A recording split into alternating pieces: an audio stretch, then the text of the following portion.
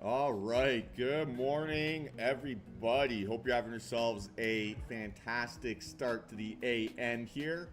Happy Thursday, and hopefully you guys are motivated, excited, and roaring to go for what should hopefully be a nice and successful trading day. Yesterday was wild. Like, this is one of the craziest bounces I have seen in a very, very long time on ES and NQ. And I guess maybe it would have been, I don't know, very un American for markets to have finished red on 9/11. And that was one hell of a bounce. So, nearly, what was it, 150 points right from the lows on ES, something like 700 points or something like that, right, on NQ. So, an incredible move. Absolutely, honestly, like a loss of words for how aggressive that price action bounce was, and definitely creates a little bit of a theme for us here today. Now, we talked about this, we're talking about this in general a little bit this week here, that with the futures roll, volatility is going to be exaggerated, right? So when you see big dip buying opportunity, people want to roll over and buy the futures contract, right, or the December contract, you're going to see maybe an exaggerated move. And yesterday, an excellent example of that. And again, we're going to want to be just a little bit cautious and patient to not fall for a trap, right? Not fall for anything kind of like bullshit out there, and make sure that we're controlling the variables that we can control. A few things that I want to continue focusing on here for myself, right, in my personal trading over the next couple days. One, obviously focus on not falling for dumb price action, right? No mistakes, follow the system, trust the process, don't allow my emotions to dictate terms, right? And be the one who knocks, right? Be the one who's in control over what happens. And generally the thing is, right, when you're afraid of, I don't know, the market being extended, or you're afraid of a loss, or you're afraid of winning, or you're afraid of placing a trade, when it's the time to make that decision based on a systematic process, if you allow your thoughts to win, well, they're going to dictate the feeling that you have, right? They're going to be most influenced by the feeling that you have.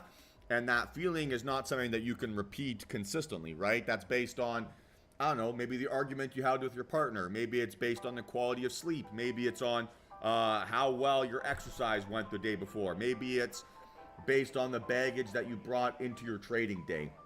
And all of those emotional outcomes, or all of those emotional behaviors, aren't really putting you in a situation where you're actually looking out for what's best, right?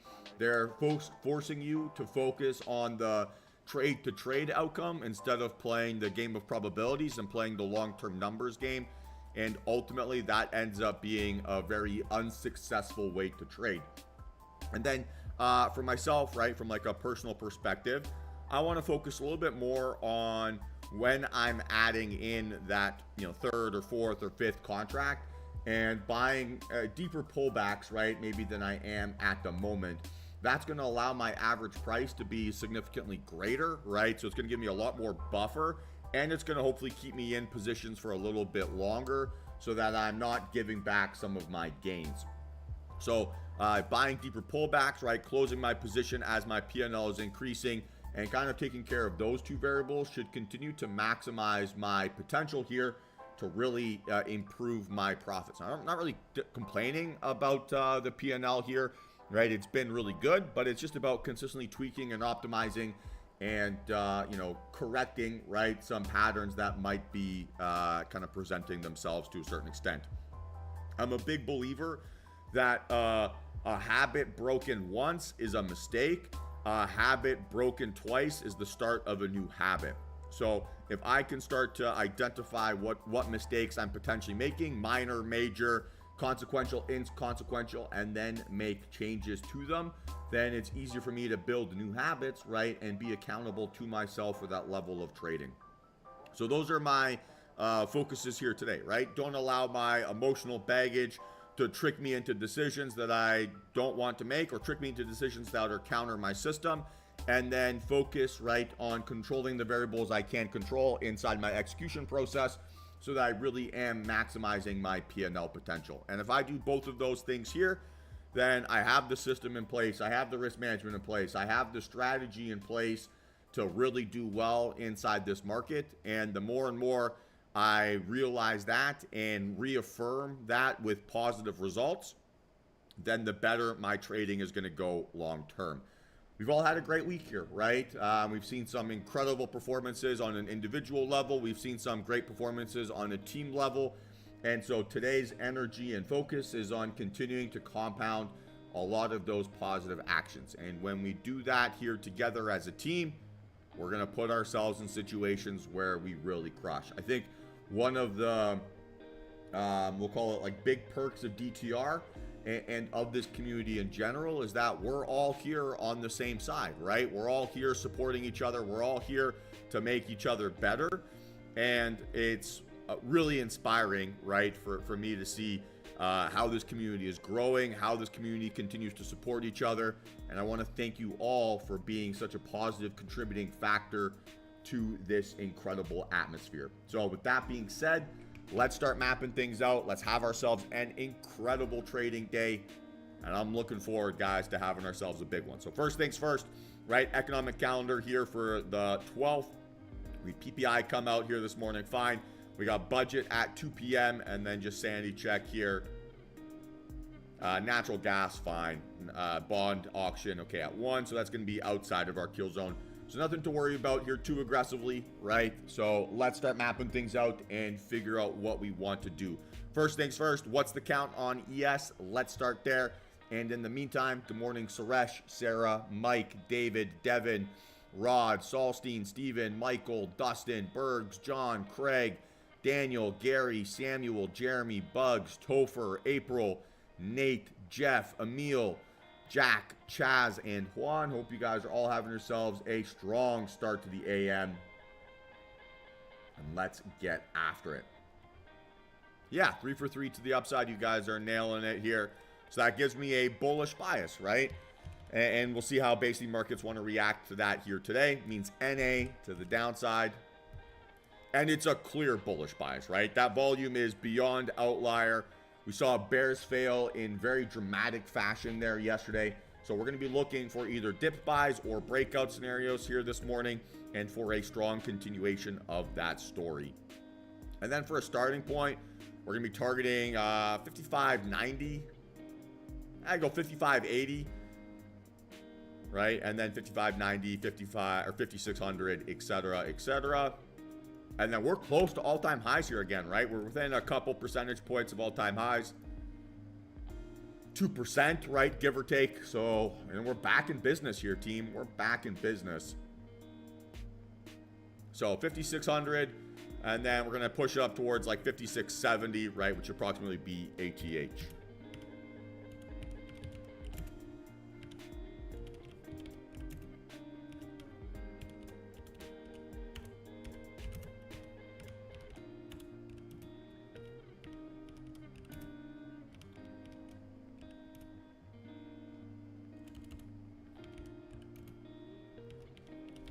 All right, cool.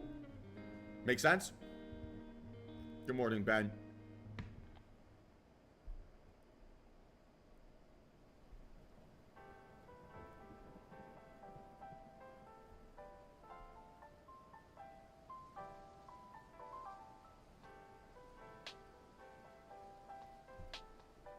All right, awesome. All right, NQ, what's the count?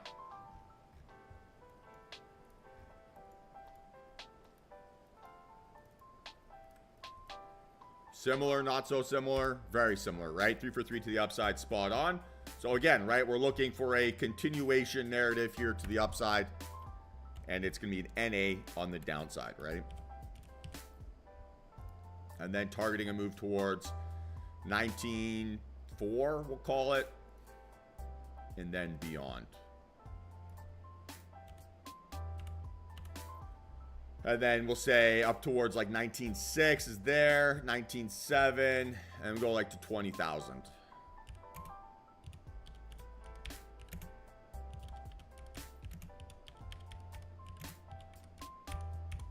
Cool. All right, crude. What's the count?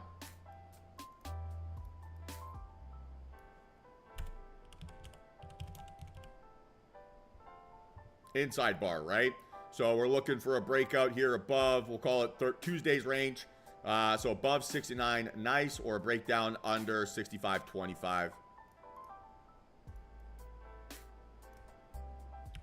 Again, one thing I've noticed in my own personal trading here a little bit is that I struggle trading inside bars a tad. And the reason that I've identified there is that I look for, like, the days where I'm successful trading inside bars is when I get a breakout above the range where we're confined under.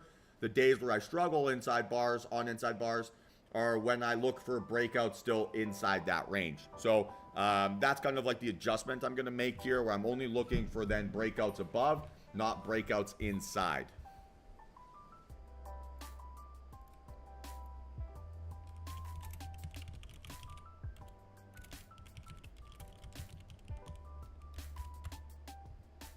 And we'll go 69, 69.50, 70, 70.50, 71.50. So that's plenty of space. All right, and then we've got Nat Gas. Excuse me. We've got Nat Gas there at 10:30.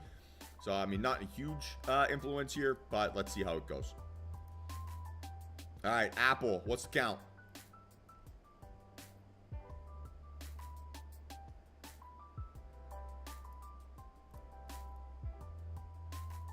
What's different about Apple versus the indexes?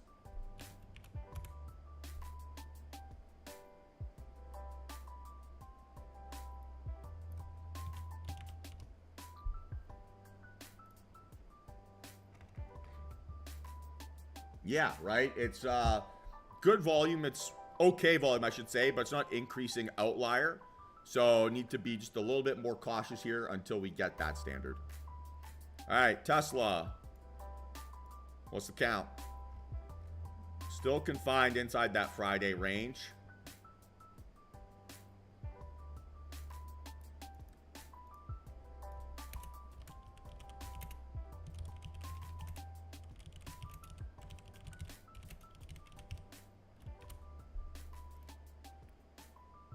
So we're still going to look for that 236 pop, right? Maybe 235 we can call it. And then to the downside, right under Friday's range, under 210. It's with volume, right, Mike? It's with. It's increasing volume there.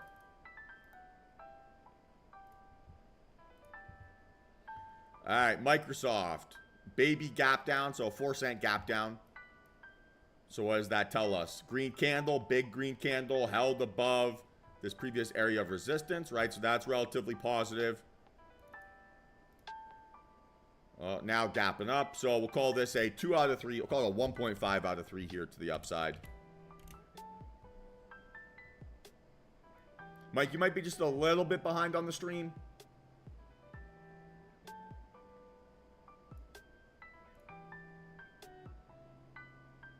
And we'll look for a 424 breakout. And then to the downside, right under yesterday's range of like 410.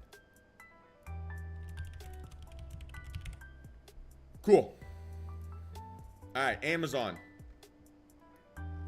What's the count?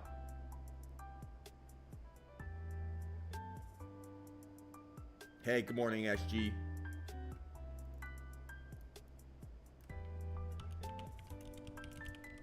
Yeah, 3 for 3 to the upside, spot on, right? So we're looking for a 185 breakout or a dip buy off of 180.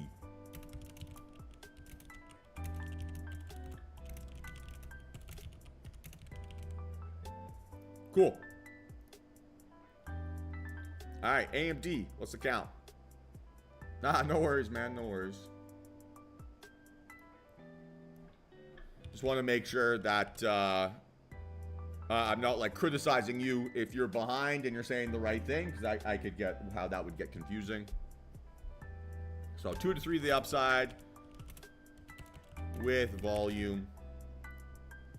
Right, and we're going to be looking for a breakout over 150, right? I'll probably just say a 150 breakout here. We'll call it 151 breakout.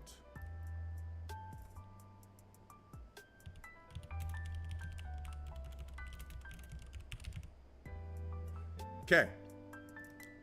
NVIDIA, big volume here, massive volume.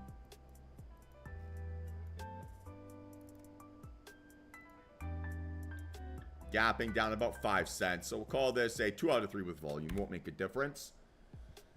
So we're looking for a 117.50 pop, right? Or, I mean, I don't want to see it pull back too much. So let's call it, say, 118 breakout. Or a dip buy off of 116. And 116 is just approximately that previous area of resistance. So if we could turn that into support, then see it break and hold there, that could be a decent narrative. And then NA here, right, to the downside. Cool. All right, Meta. Decreasing volume by the... No, increasing volume, sorry. So 3 for 3 here to the upside.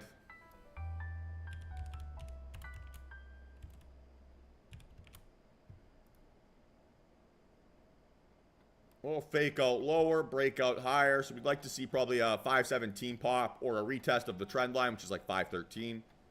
So 517 breakout or a retest of the trend line.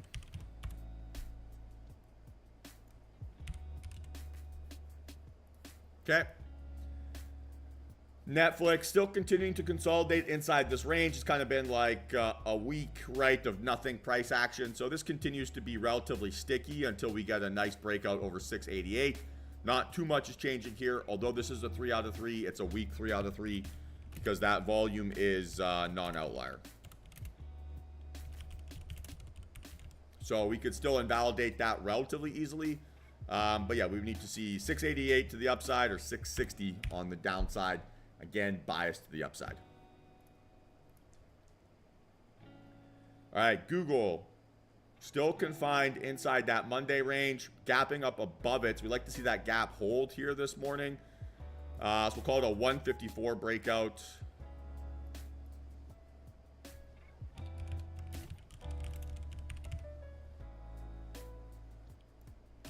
And then to the downside, it would have to be a move under 147. And then VIX hanging out at 17.62. So definitely less volatile than we had, even yesterday, right? Even a little bit earlier in the week. And with it being, still well above 15, does give us some legs potentially still in this rally, right? So it gives us a decent amount of potential range here for us to deal with. And hopefully with that range, that gives us a lot of tradable opportunities that we can take advantage of.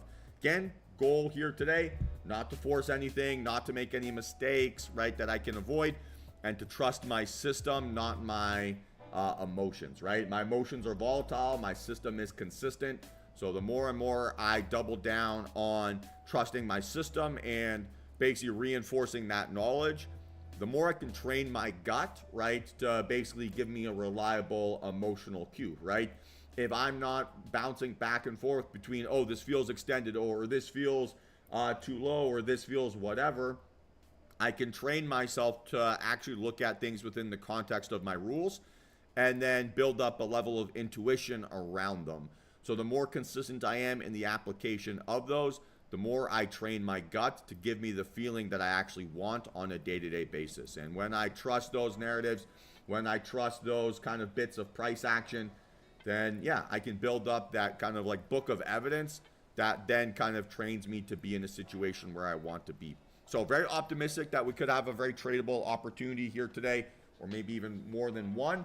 And if we get some good flexibility, then we should be in a situation where it's nice to be green. If we don't get a look, no worries. It's a nice green week. And as we get closer and closer to the futures roll, maybe we start to see having us to trade, right, the December contract instead of the September. But we'll see how that kind of shapes up again here today. Inside our evaluation accounts or your live trading accounts, right, they might already be rolling to the December contract.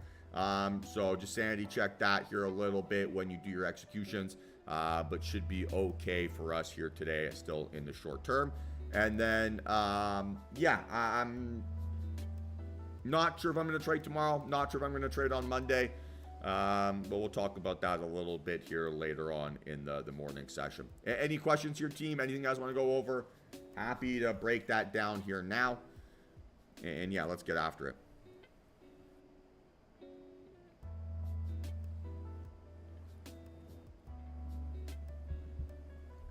All right. Yeah, so with the contract role, basically, sorry about that, Nicholas. I will watch it. I'll put that on my homework here.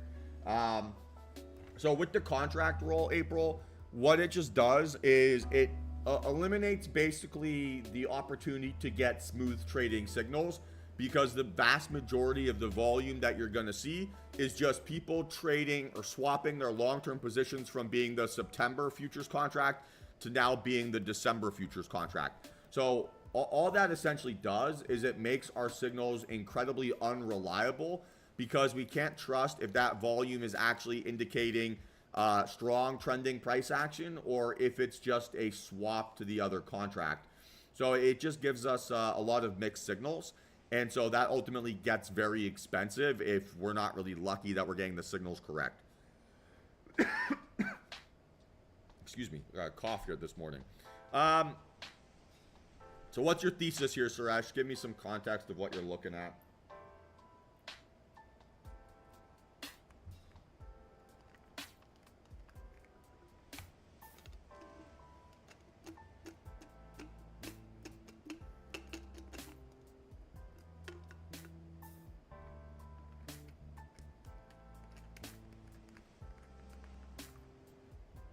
So what was your thesis to go long on Hum?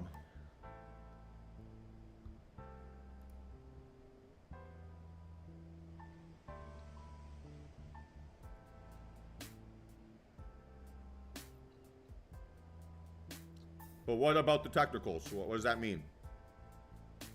Because you're nearly $20 offside and you bought after a heavy selling pressure, right? So this is telling me it still has maybe more downside room, right? Versus upside potential. You have no evidence that bulls have yet stepped in and defended. A little bit. That's kind of what it looks like to me, right? A breakdown under this kind of consolidation range. Now gapping down and holding under that spot. Just feels highly speculative, right? And maybe as if this isn't quite ready to give you that bounce. So I'd be very cautious with that thesis. It's not one that I personally would agree with or think is a great idea. You know, maybe your space is a little bit closer towards that $300 range. It's fine, right? Your target's fine. But you got to try to get your timing right? Trying to catch that falling knife just because it's extended doesn't necessarily mean that you're going to get that instant reversal. So I would just be very careful, right? Buying immediately after that big selling pressure. That for me is a very expensive way to trade. And it's counter to the system that I teach in here on a day-to-day basis. On MU, a little bit better. So you've been in this for like a week, right?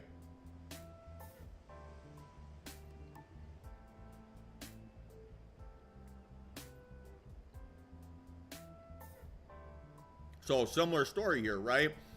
On that big sell-off here, you got a high volume breakdown through this consistent range, and then a big dump and things along those lines, right? So again, you're front running your thesis here too aggressively. At least on MU, yesterday you have maybe some sort of evidence of bulls stepping in and reclaiming control. A couple fake outs here to the downside, so you could argue that bears are exhausted. But both of those trades, the feedback I would give you is that you were trying to catch a falling knife far too aggressively. And that's a bit of a theme, right? We see inside your trading.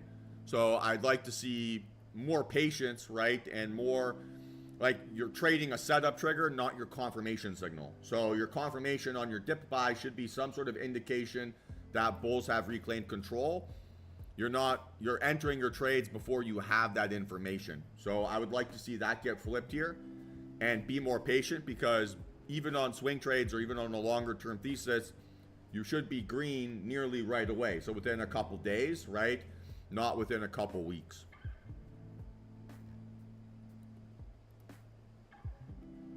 All right, guys, we got about 5 minutes here to market open. I'm gonna go make myself a cup of tea, maybe with some ginger and lemon, and a bit of a sore throat here. So let's see how the day shapes up. I'll be back at it again in a few minutes. Just gonna spend a minute or two visualizing a successful trading day, and then we'll jump back on and set ourselves up for a big session.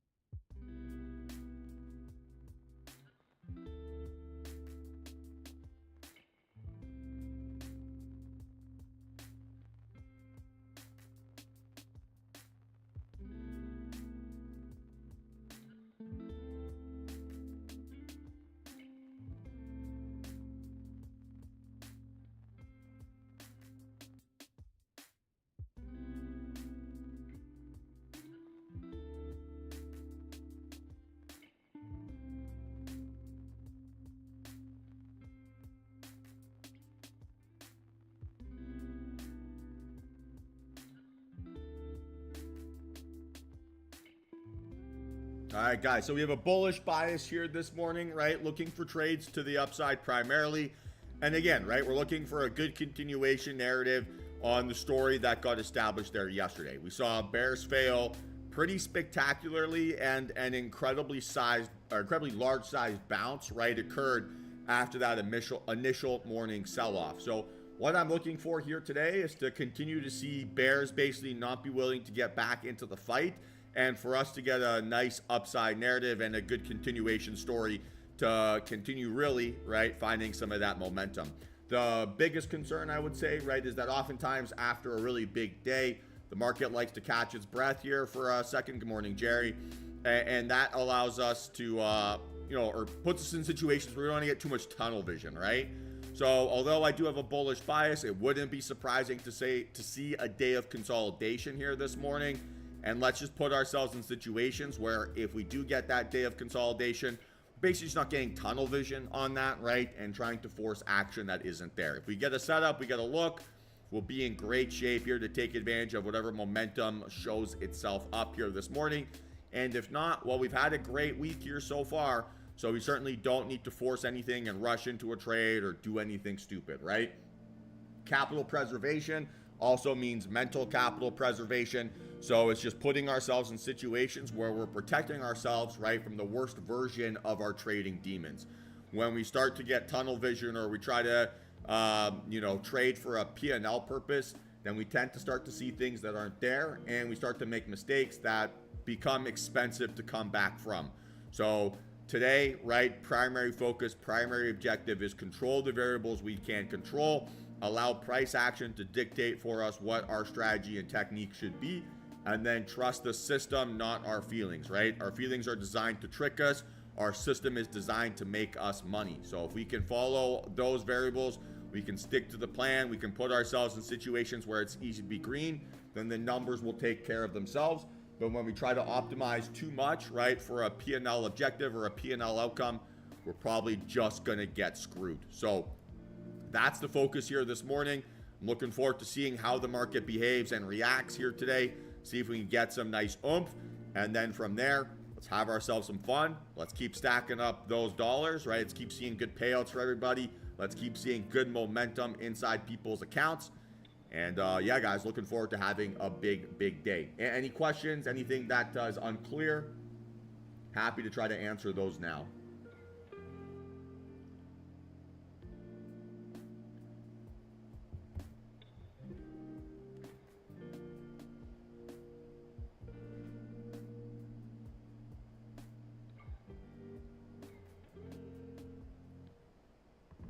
All right, incredible. So a little bit of early selling here on NQ, not the end of the world.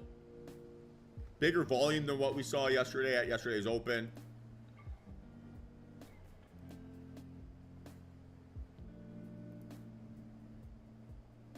So let's see, maybe that sets us up for a dip buy scenario. But again, no reason to be aggressive here yet. Hey, Sammy, how you doing?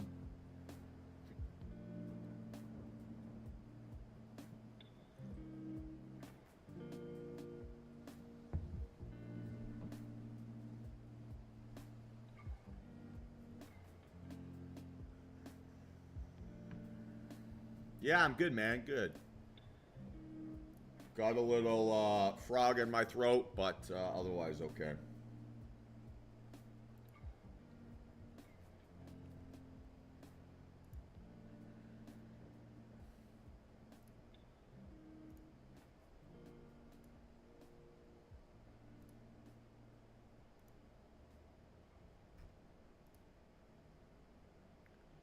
All right, so NQ, right, finding support here early. ES, still hanging out sort of in the pseudo middle here.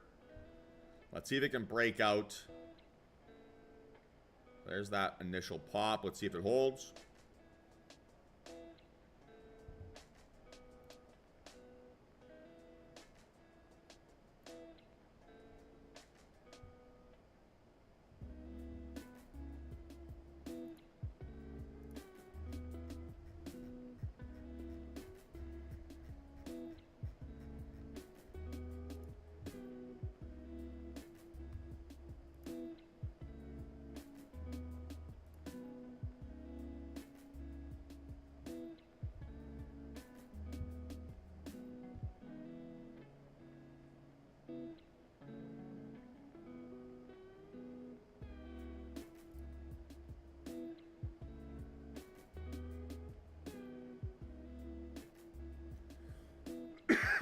Excuse me.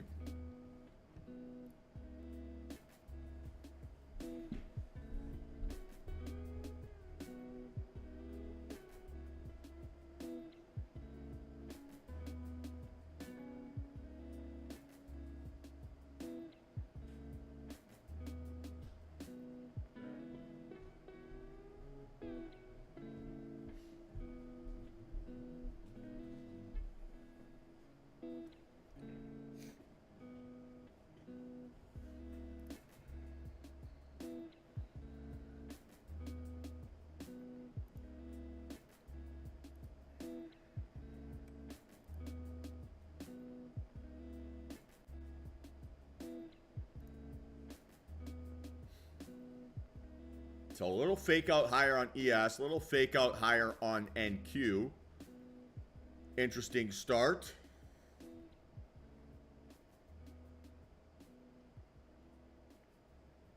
And again, no clear indication, right, that that's trending price action here yet. So be patient. How did the opening 5-min open? So green candle on the 5.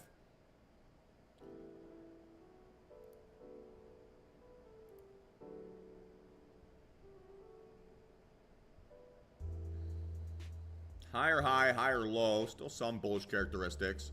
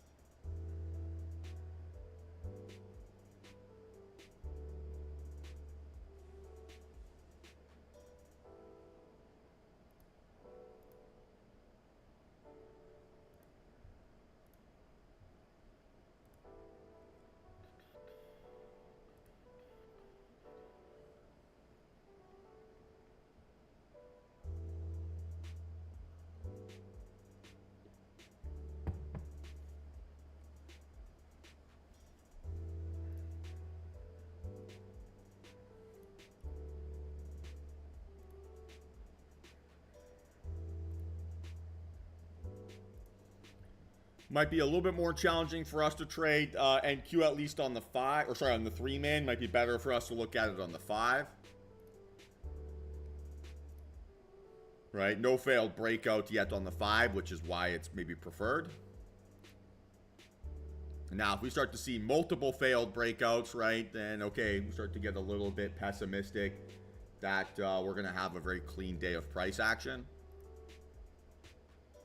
So we wait.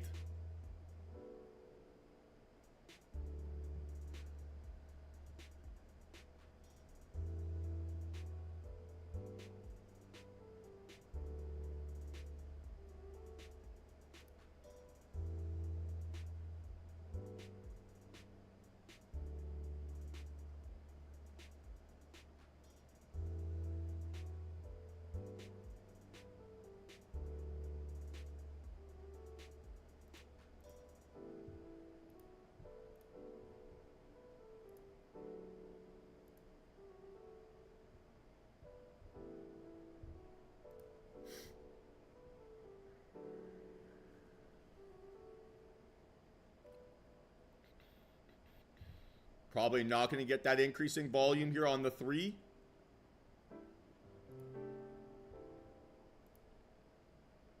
ES maybe a little bit more likely to get that pop.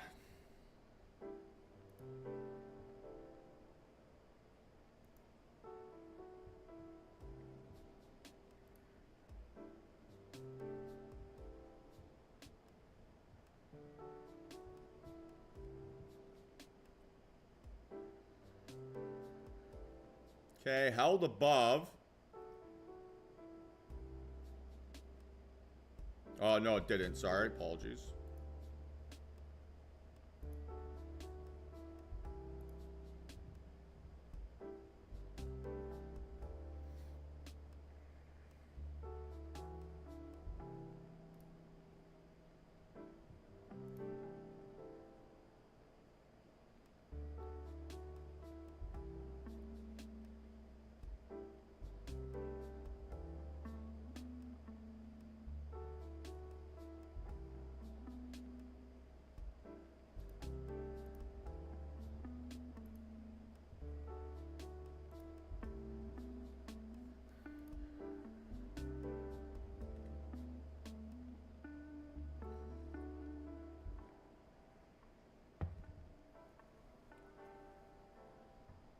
Okay, higher high, higher low. So not quite a as distinguished fake out as we saw in the 3. Ooh, ripper. Excuse me. I don't know what's going on today.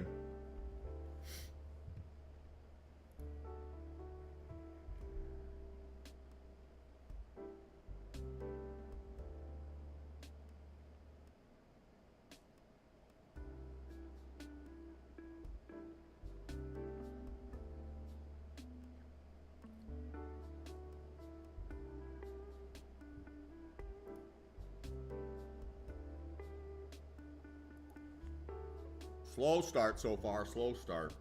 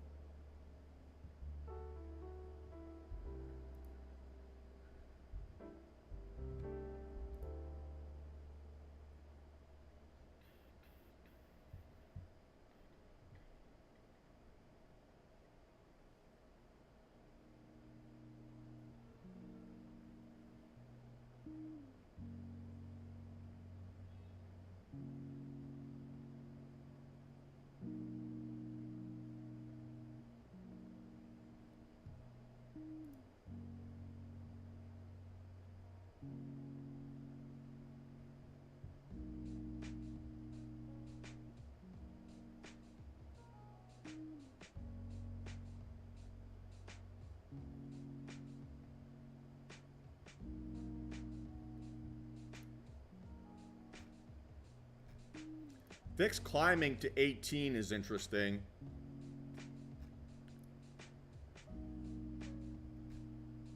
But again, still very slow here so far this morning. No clear indication of trending price action yet. So continuing to be very cautious and patient.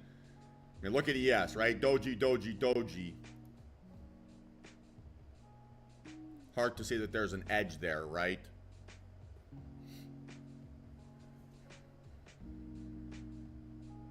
No 10 a.m. data today for us to worry about. So we have maybe a slightly more likely opportunity to get that initial breakout or early morning breakout. But again, right, not going to front run anything if it isn't perfect. Crude not really moving either.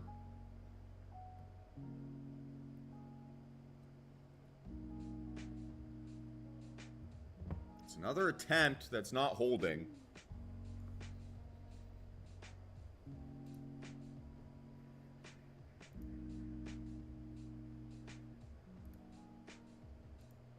Tesla flying, Apple dumping, Microsoft at lows, Amazon near highs.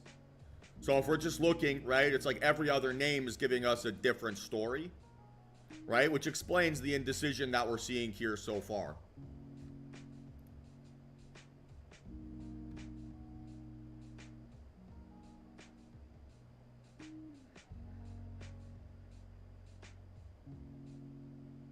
So I would say so far, no edge, right? That's the feedback I have. That's what the market is telling me. No reason to chase, no reason to force anything.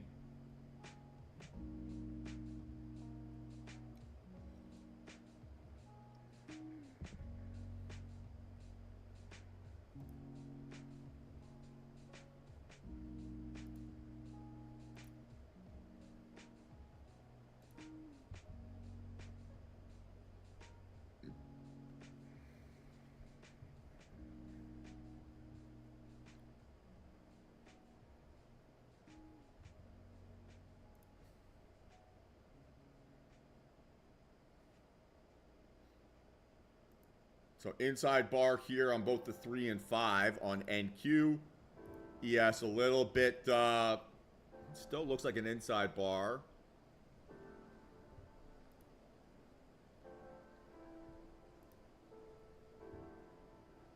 Again, right? I've got limited reasons to be aggressive yet.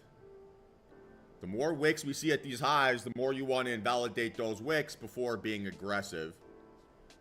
And we very clearly see, at least on NQ, like this 36 to 30 area being kind of a support zone. So if we can't hold that here this morning, right, I think that's going to be a relatively pessimistic scenario here for bulls. So let's see if they can defend it. Yeah, Wiki and Nicky is a good way of describing it. It's a scalper's market so far.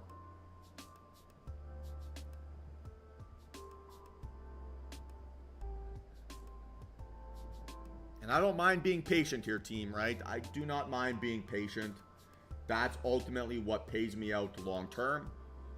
This desire for action generally leads to me regretting my trading later, right?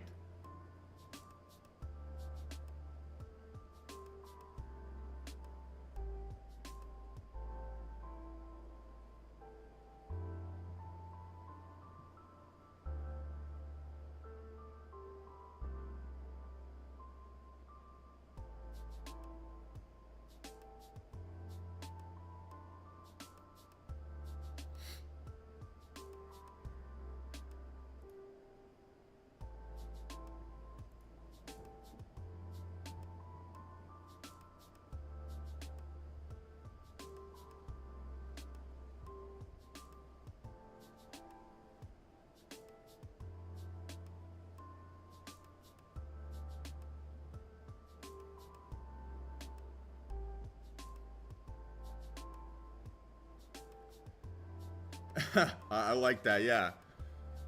I can kind of back John Wick. If someone messed with my dog, I'd go on a rampage too.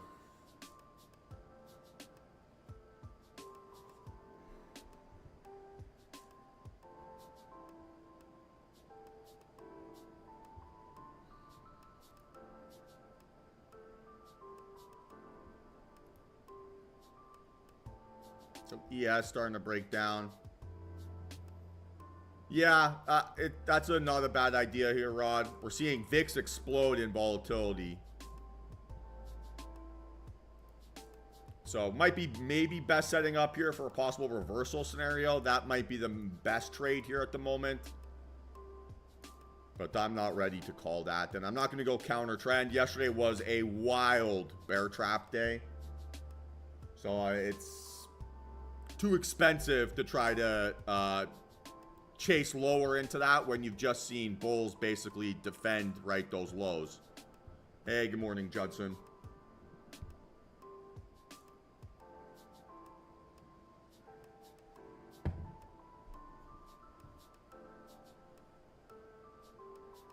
Good morning, Brian.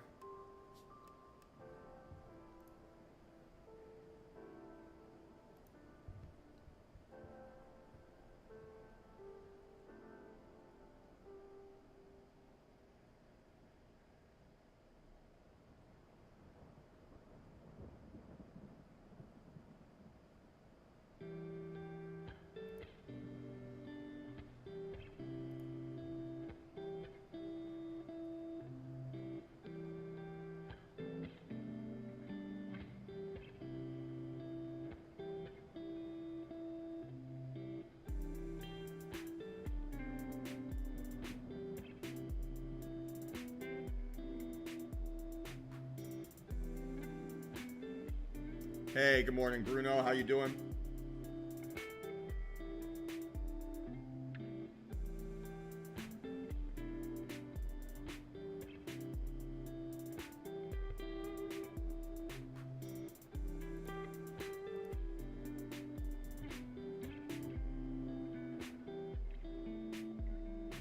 So this might be our first opportunity here for that little fake out scenario.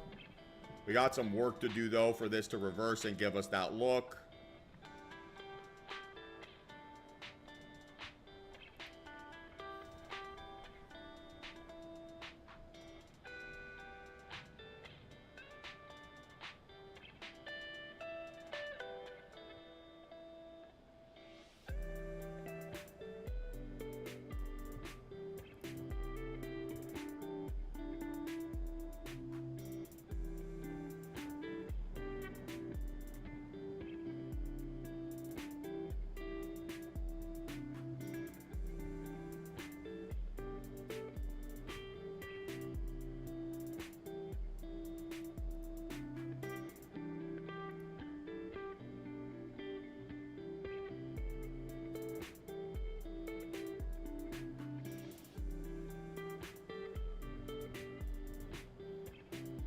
not yet, right? Not yet.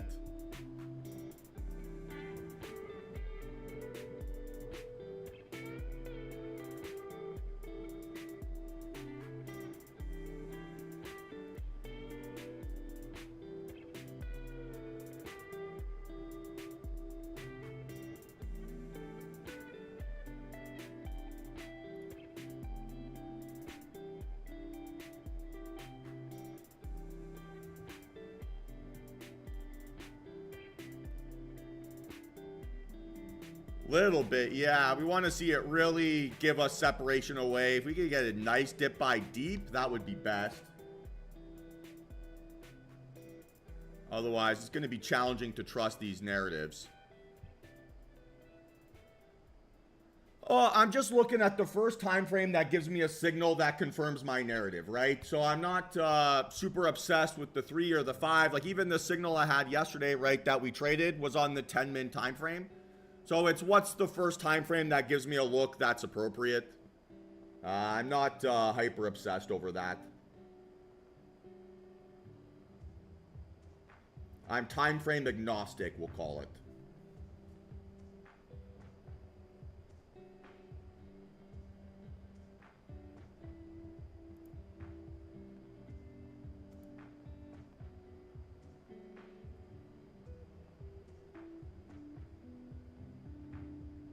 So it's just the first one that gives me an appropriate look that I can maybe trade off of, right, that I care about.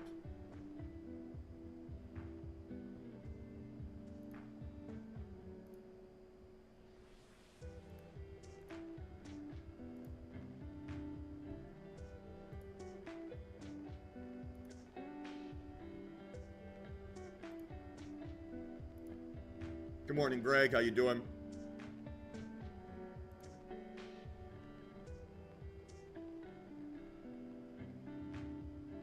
So really what I'm looking for in general, Bruno, is what's the first time frame that gives me the same signal as my daily time frame. So be it the 3, be it the 5, be it the 10, don't care. I care which one gives me the first signal that matches what my daily plan is.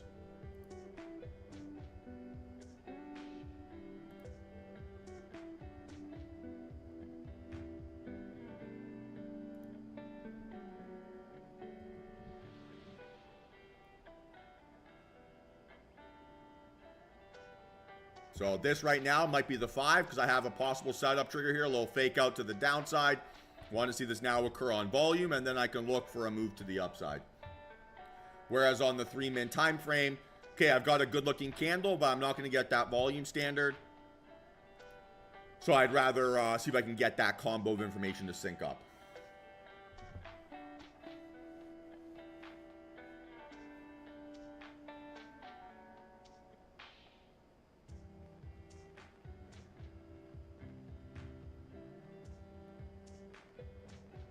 Yeah, first time frame that confirms a daily narrative, or first time frame that gives me a setup trigger, right? So I'm looking to trade, you know, in either direction, right? Either one of these, say 6 setups, but I've got, you know, 4 time frames I'm willing to look at it at, right? So I'll look at this on the 3, I'll look at this on the 5, the 10, and even the 15. So it's which one gives me the first look, right? Which one gives me the first high confidence look? Good morning, Howell.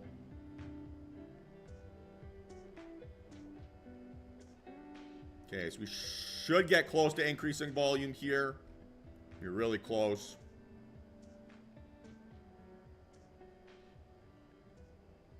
Okay, there it is.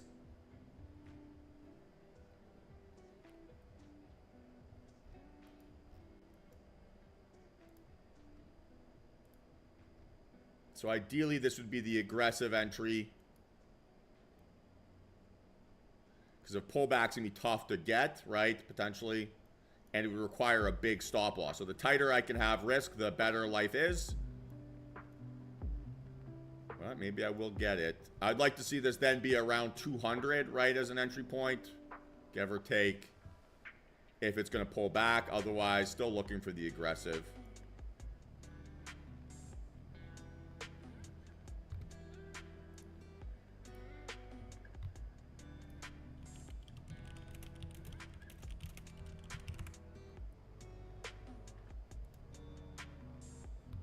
ES decreasing volume on that, so less appealing.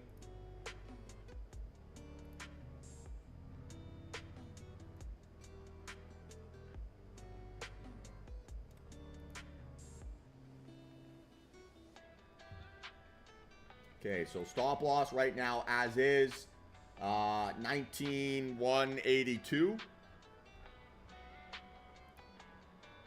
And that's not even a one contract position, right? I can't get the sizing I want there to be within my max loss. If I can get it to be a 230 stop loss, then yeah, we've got a different conversation. But if I'm going to play this pullback, I got to wait for a much deeper retracement before this is interesting. Even though it might be in my risk-reward zone, it's not a position sizing requirement yet, right? I'm not getting the position sizing I crave, or need, I should say.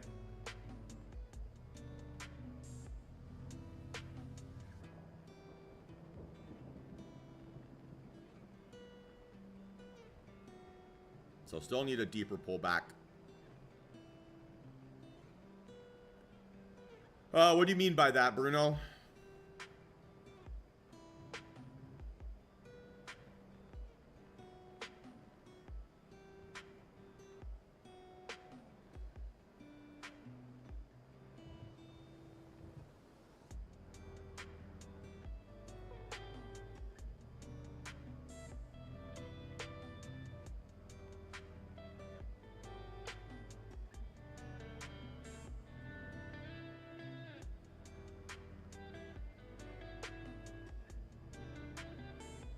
Still about $1,000 a contract here, so still too much.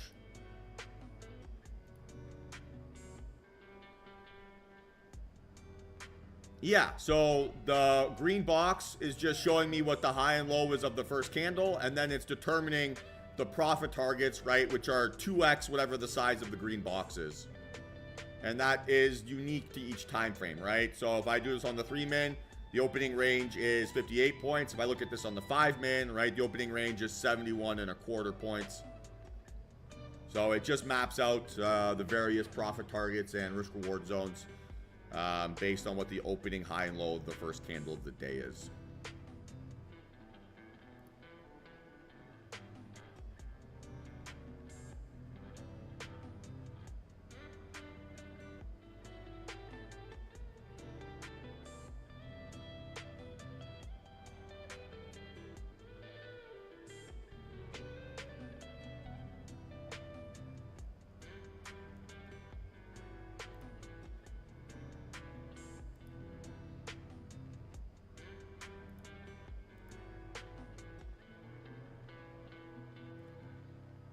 Well, it's still an inside bar. So no, not really. I don't have necessarily an entry. If it was giving me elevator down around 215 or 210 where I'd be looking for a possible entry, then yes. But in the meantime, no, I don't need to overcorrect for information.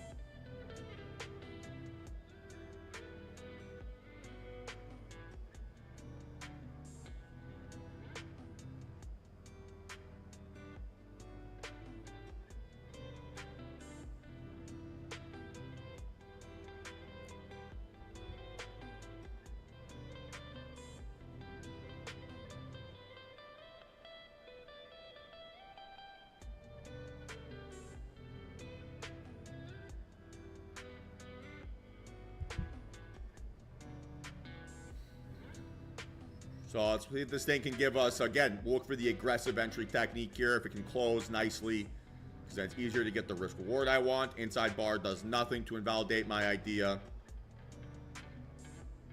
So let's see. Now we want to see elevator up. There it is, right? Stop loss. Let's see how it reacts to this retracement.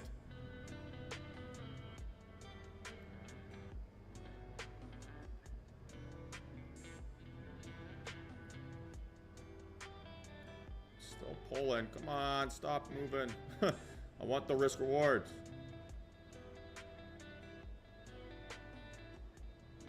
Nah, it's going to be a nothing here.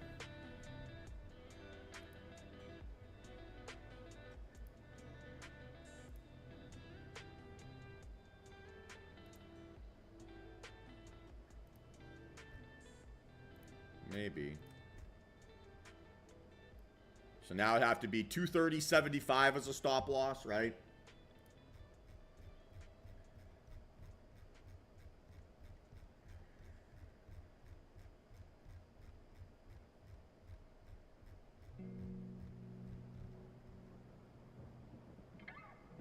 Okay, and we want to see elevator up, stairs down.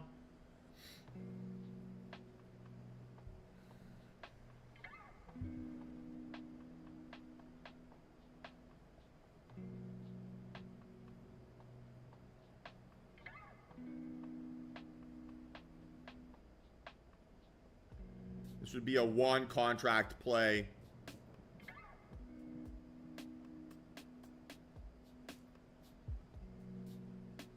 Okay, no.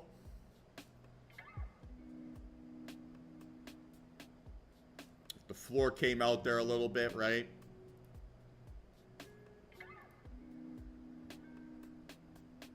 So reset. Finger off the trigger.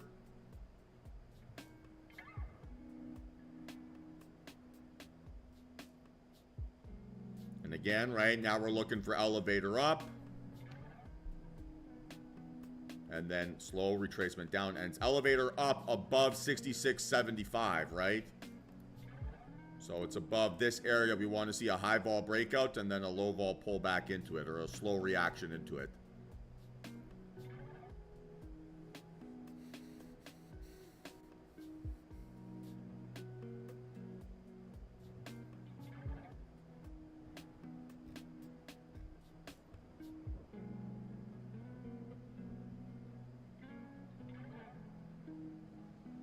Still not elevator above.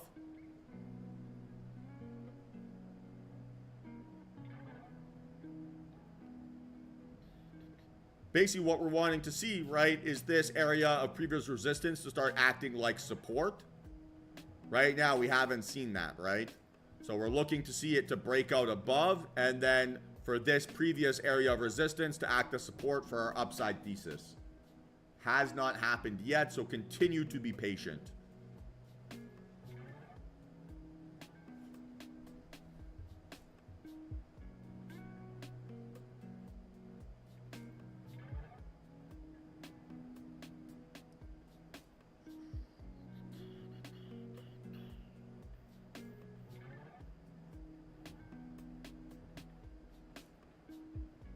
Right, having the thesis is good, but getting the thesis and the timing is what's important. Yeah, but we got to make sure we get the correct reaction here. So there's that elevator up.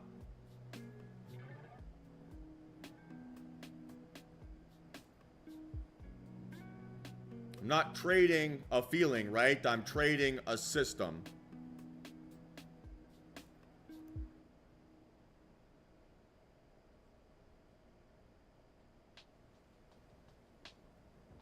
So still nothing.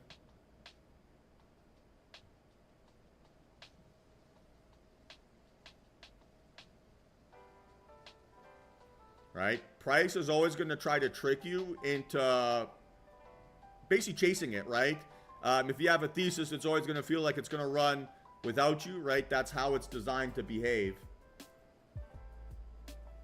So we define exactly what we're looking for. If we don't see that reaction, we can't trust that it's going to give us that and bail us out, right? I would rather be late and correct than early and stressed.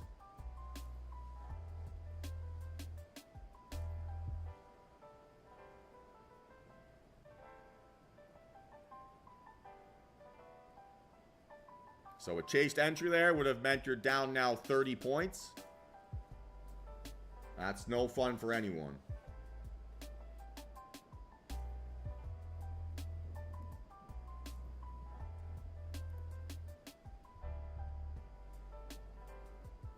So far, so chill here.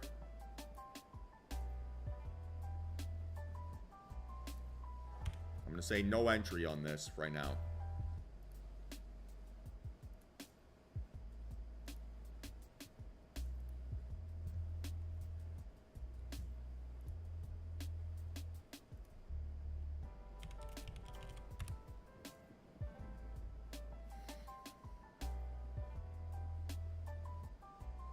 It's just been a choppy start to the morning. Not the end of the world. Well, yeah, and it's when it made that pop over, it didn't get stuck right at that previous high, right? It went up and then flushed.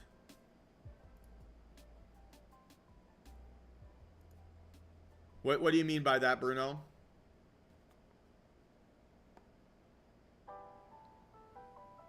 I'm not sure if I understand your question.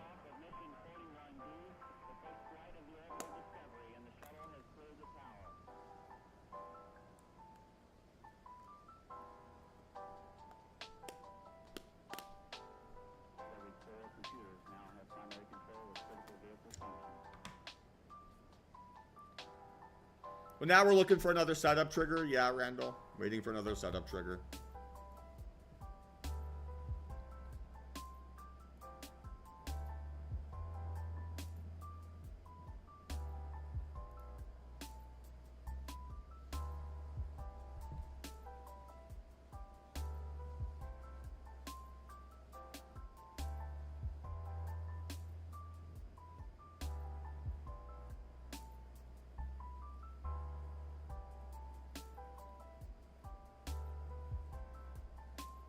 All right, and the reason we're waiting for another setup trigger is because that invalidated what would have been our stop loss, right?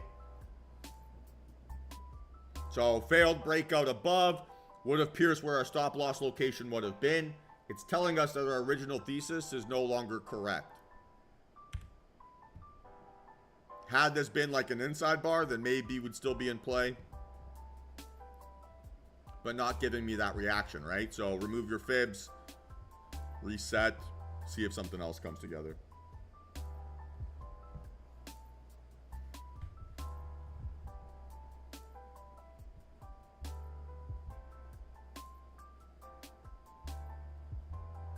Nope. Now a new setup, right, would be a breakout through the opening range. Right? So we're just going back to this graphic, right? Are we going to get a high vol breakout, or can we see a fake out, right, slash a bearish failure? So we tried to have that fake out scenario. That fake out scenario could not come together. So we have no interest in playing something in the middle of this range, right? It's got to be a breakout above or a fake out below.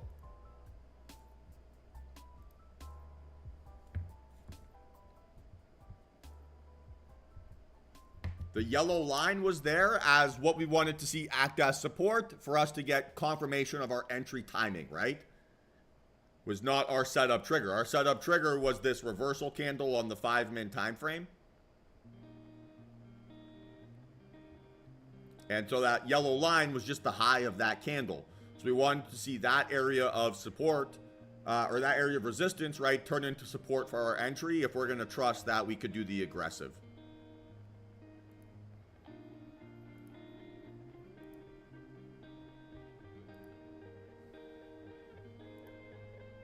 Don't overthink it, guys. We're always just trading this, right? Our setup triggers are only this. Nothing else. So there's not going to be a setup in the middle of that range. There's not going to be whatever. But when we get information or new information and we need to create new context, then we end up chilling, right? We define what we want to see for our entries. We be specific with what we want to happen. If that doesn't happen, then our thesis is incorrect. So then we reset and we look again, right, for one of those 6 scenarios. And it's always just a repetition of those. There's nothing else, right, in between. Yeah, and so far it looks like it might be a day of consolidation here. But we've also seen a market that likes to move later in the morning here for the last, say, 10 days or so. So there's no rush here yet.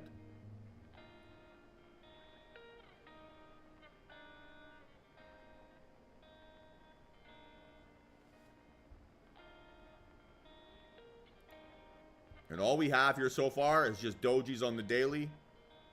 Right? Not exactly a good indication of a trend or of continuation. So we want to see, right, that high vol breakout or that high vol reversal off those lows.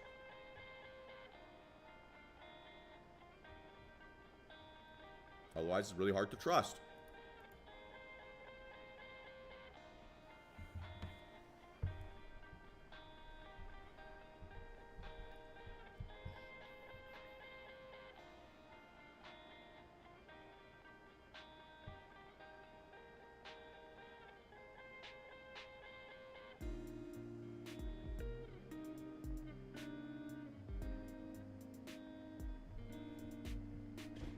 So here now, right, we're possibly setting up for that high vol breakout scenario. And it's got to go increasing outlier volume. This should go increasing, but it's probably going to struggle to go outlier. So we default back to the 5-minute time frame because now that might be a little bit more likely to give us that increasing standard.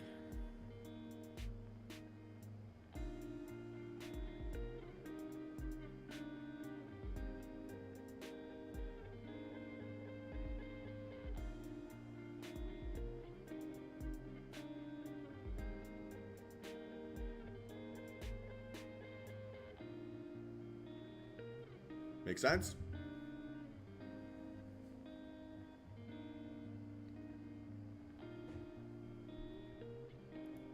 So this it didn't even go increasing on that 3-min. So now we reset here, right? We have a chance on this 3-min candle, right? It's giving us a setup trigger. And on this 5-man, right, we have that setup trigger, but we need to see that volume get increasing outlier, right? We need it to be a high vol breakout, not just a breakout.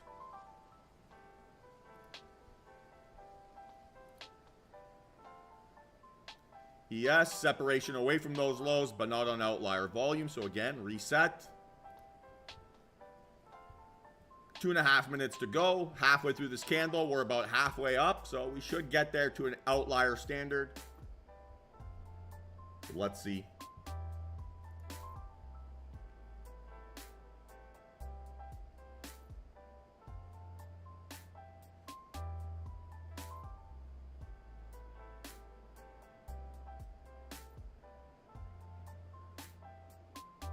So it's already increasing, but we want to see outlier.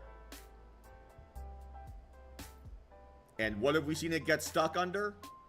307, right? So we want it to probably hold right above that 300 area if we're going to trust that that psychological level isn't resistance. So we're taking contextual clues from what we've seen from price action here so far and basically just beefing up our thesis.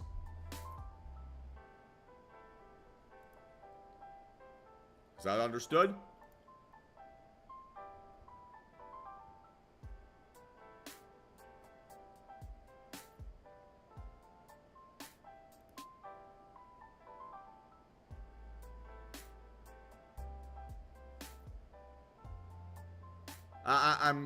So this is our confirmation, right, of our reversal signal. So this 950 candle, Emil, is this setup, right? This low vol fake out bearish failure idea. So it doesn't really matter where price ends because the setup here is that fake out lower and we're looking for a continuation of that fake out.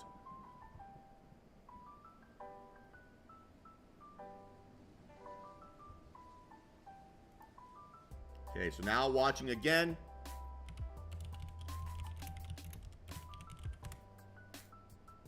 It's got to hold 300. 30 seconds to go.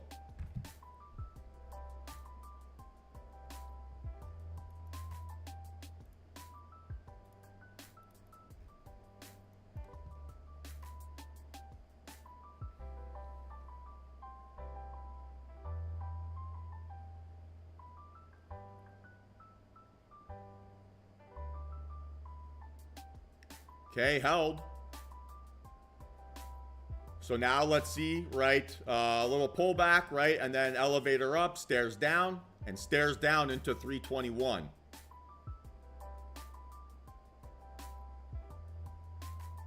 Right, this from a risk reward perspective is again relatively challenging. A 44-point stop is pretty big. See, it could happen, but it wouldn't be ideal.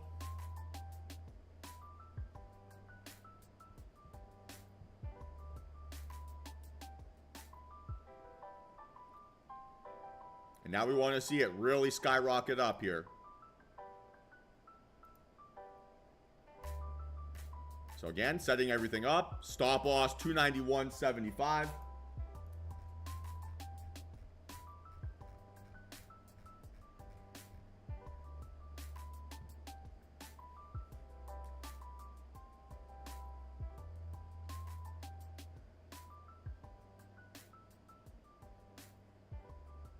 And this would be a 1 contract play.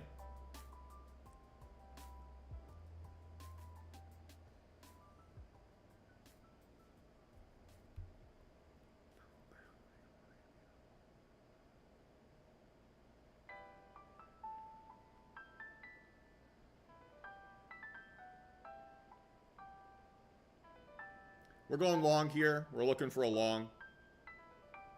We have 3 for 3 conditions to the upside, so we have a bullish bias only all day, Derek. No worries.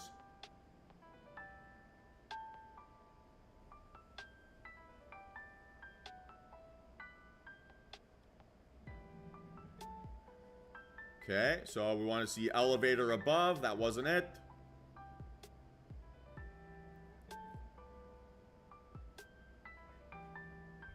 And again, this would be a 1 contract position. So I have everything set up, finger on the trigger, just waiting for this correct reaction. Not it. It's knocking though, it's knocking. Still not it.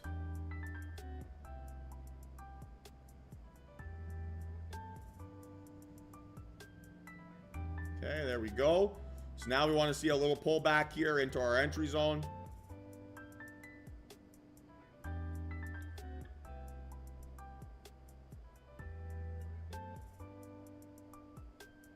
Might not get it on this time frame.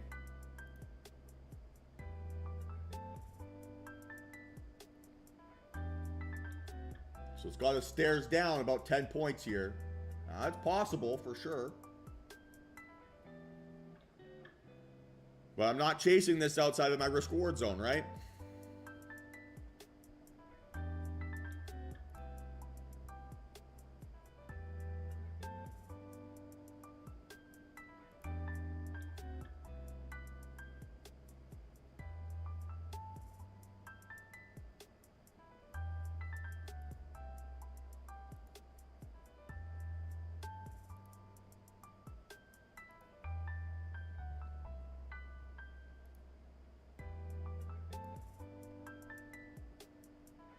The green line here, Ben, right? A retest of this 323.50.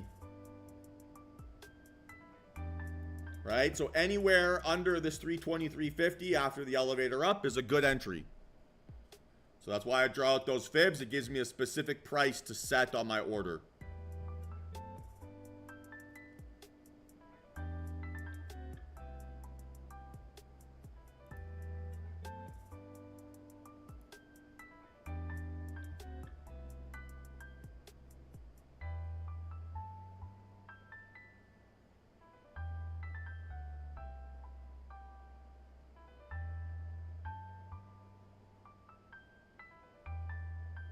No, my finger's just on the trigger. I have everything set up, and that's it.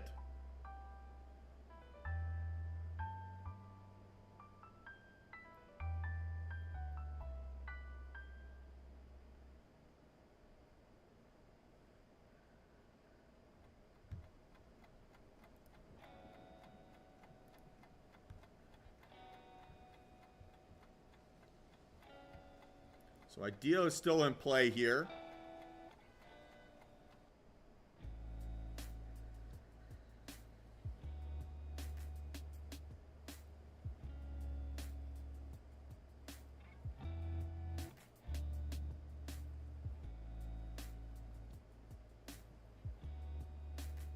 Okay, oh, it was good stairs, but just not enough.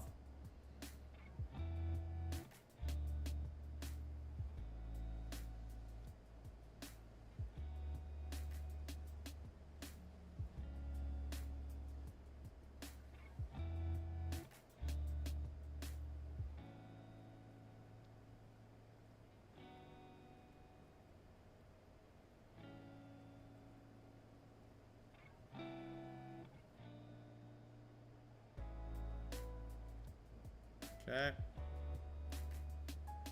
So we could possibly play this now on the 10-min time frame. Right? Then it'd be something like this. Stop loss 318. 75.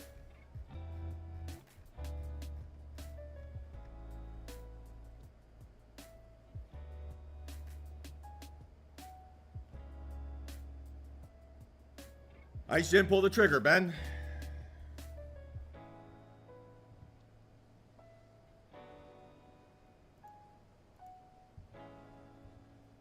still in business here. One contract.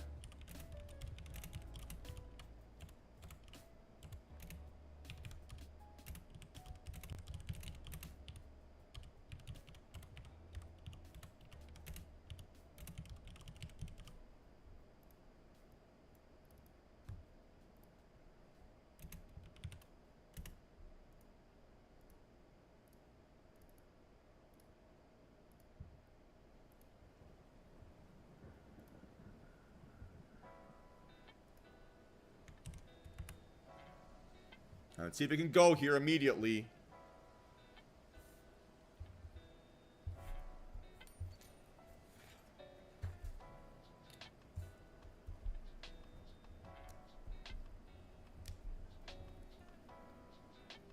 There we go.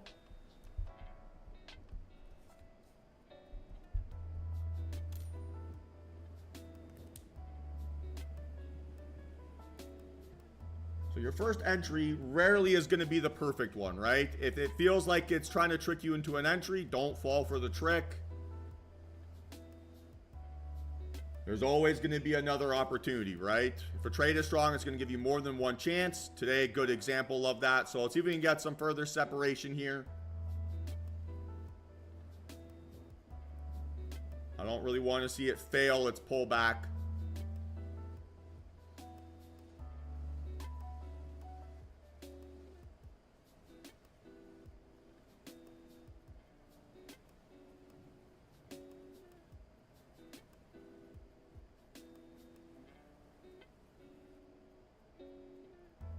Just above entry. See if it can go.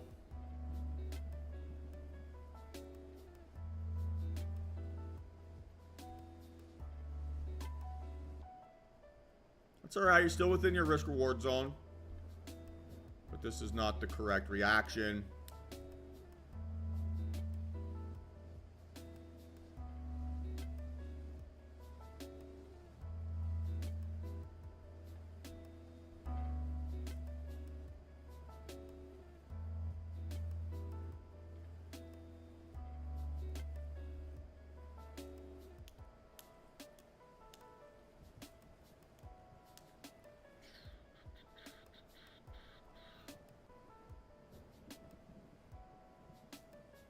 All right, guys, I got stopped out.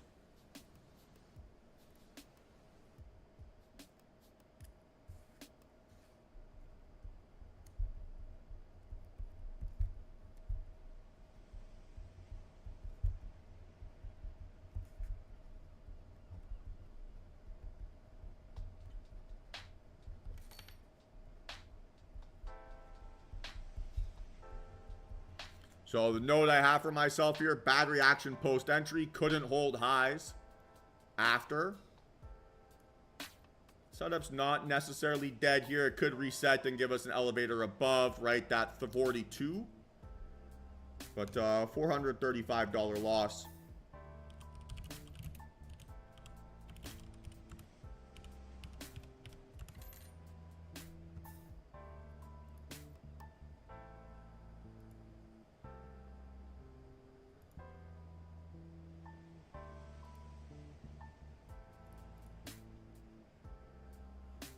So it could set back up here on the 10 min.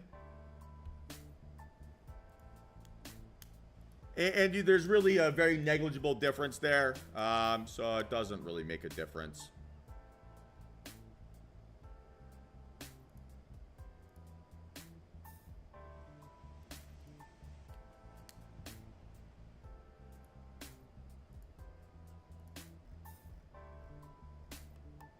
So again, this thing might set back up for us.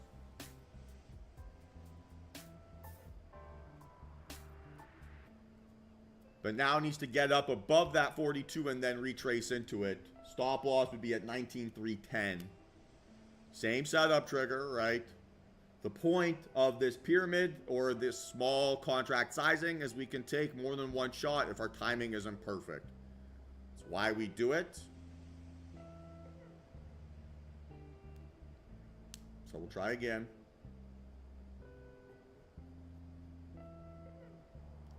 Okay, so again, watching for elevator up, stairs down, and now limit price is set as 342.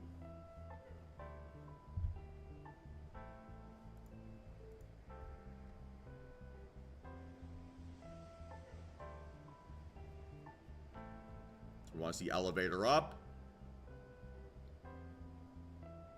And then a weak pull back into it. Still not that reaction.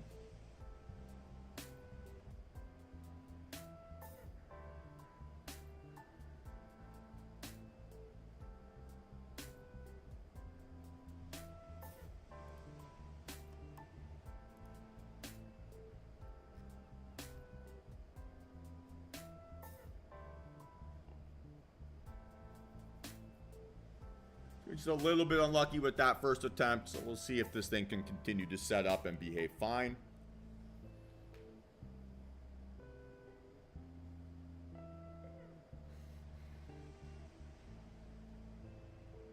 We got nat gas dropping in 3 minutes or 2 minutes.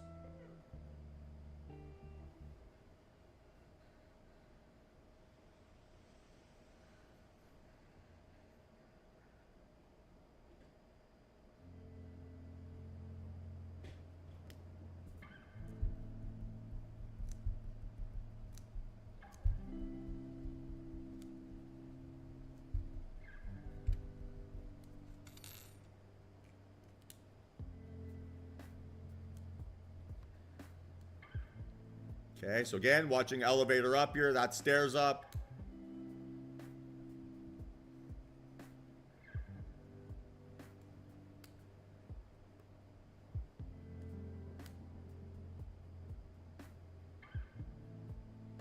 Still stairs up, right?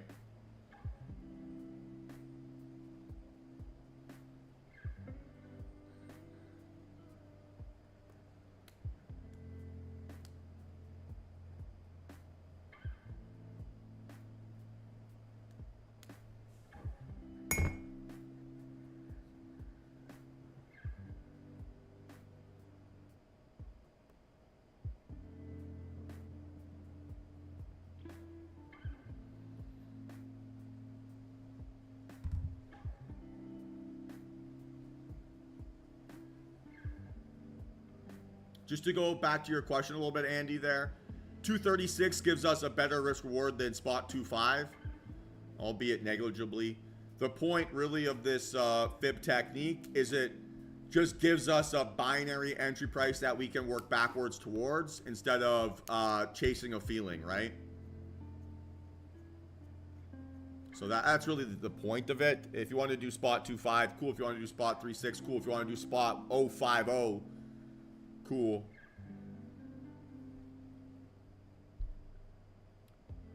It's no skin off my back. The priority here is it just gives us a price target that we can work backwards towards, that binary, right? So we don't have to make up that information. We can kind of just trust it as it comes together.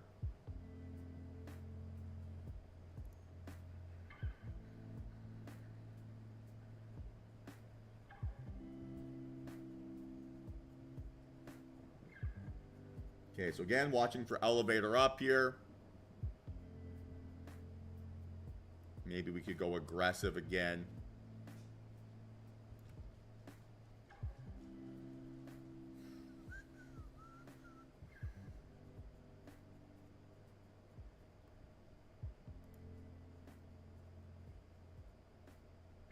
Kind of sneaky watching ES as well.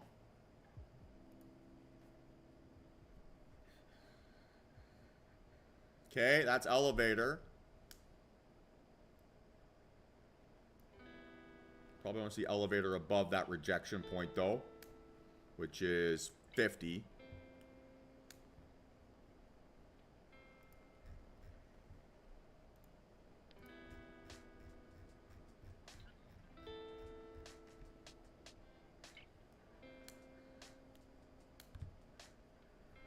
Still no.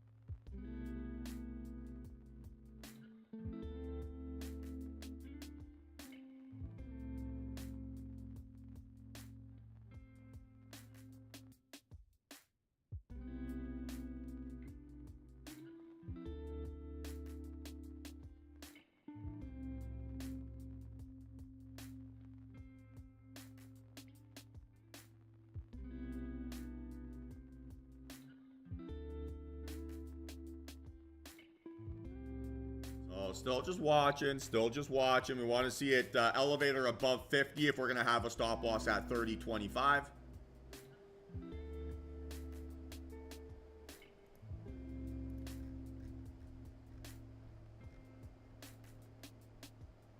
And that would be risking, an entry at 50 would be risking about $400 per contract.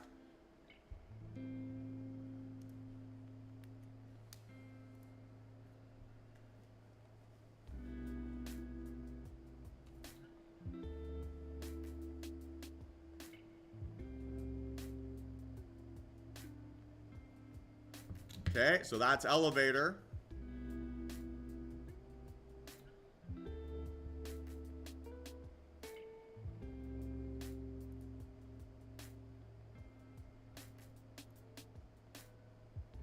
So watching stairs down here.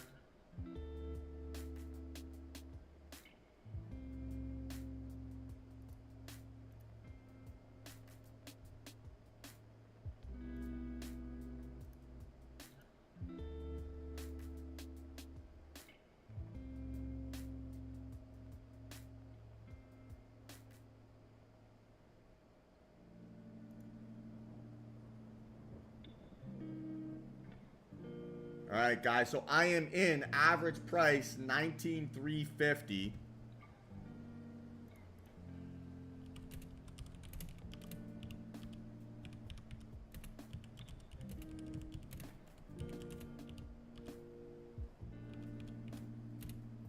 Two contracts.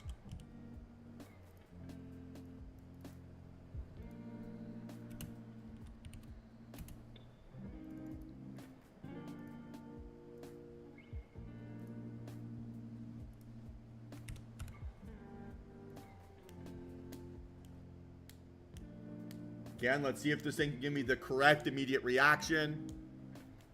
It's a good start. We want to see it to continue to break out, not really retest those entry prices. Ooh, again. Fucking Christ.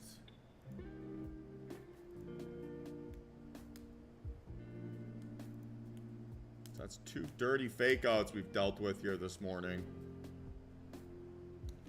That might be giving me some pause.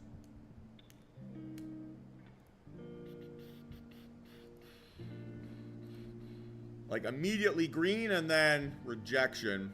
That's tough. Big rejection. Whoa.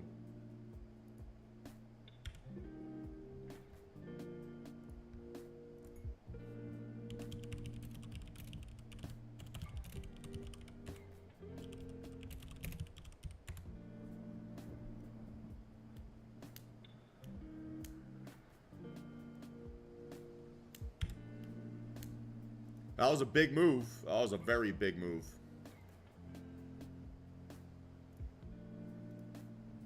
$107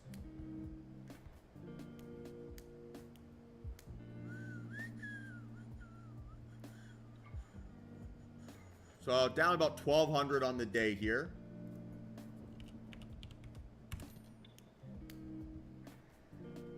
Not a great start. That looks like quite the rejection, though.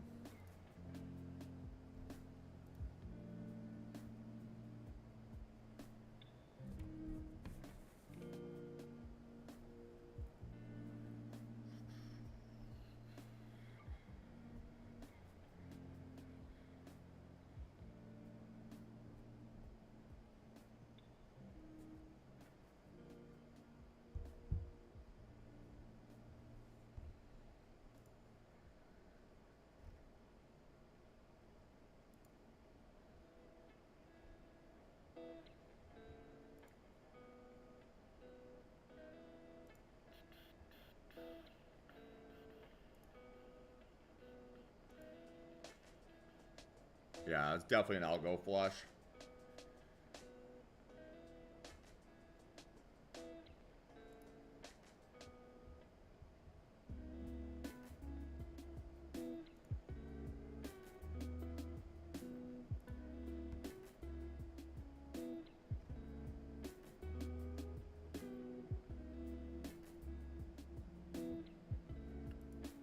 again, it's just back to doji day here. So I might just be very conservative now. It's 2 chances, right? We've had an A+ look that have given us an early pop and then drop. It's not a great feeling.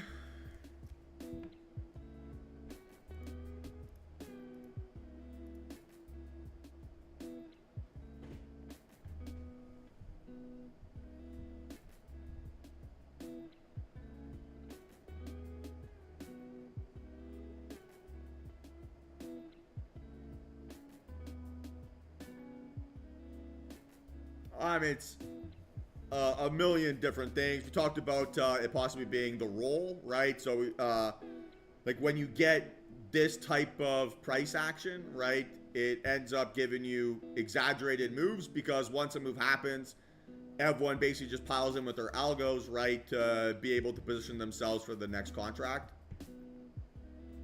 So all an algo flush is, right, is it's an algo that's buying or selling every price it possibly can find.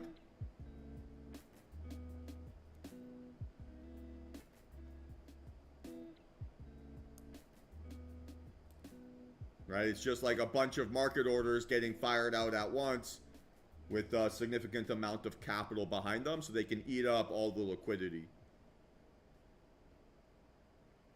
And so during a roll, right, like we're experiencing here right now, that tends to happen, unfortunately. Which is why I want to take potentially tomorrow and Monday off, right?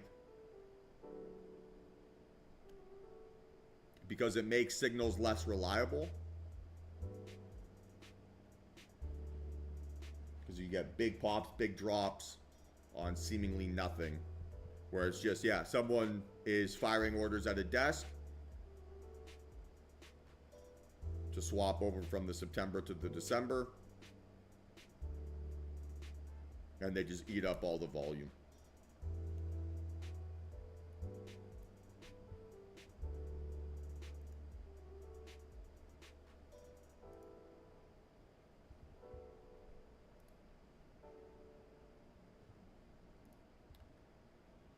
Well, we'll switch over to the December contract right on Tuesday officially. On Tuesday, it'll be the forward contract.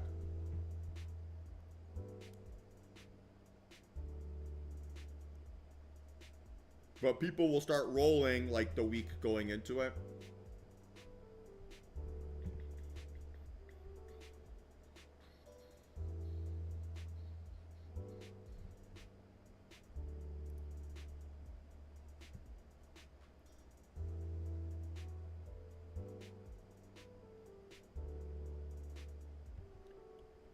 I would say no. I don't think I broke any of my rules there or anything along those lines. Like, this was good enough volume for me to consider a move.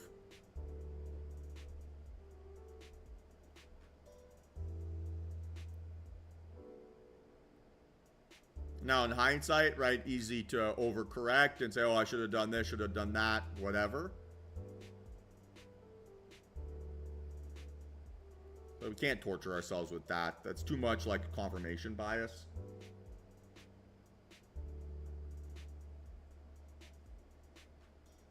And this was a 10-min signal, right? So our 10-min confirmation candle was increasing outlier volume. So it hit every bit of criteria I wanted to see.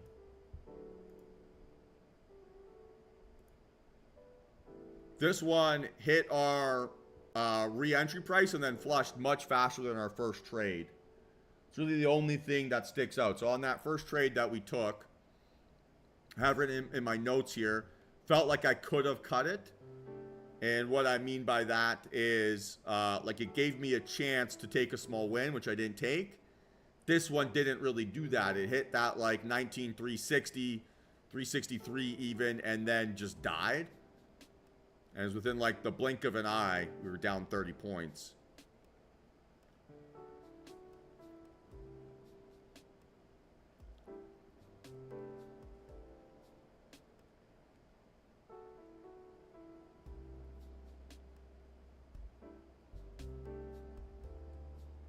It's the way she goes sometimes. Frustrating, for sure.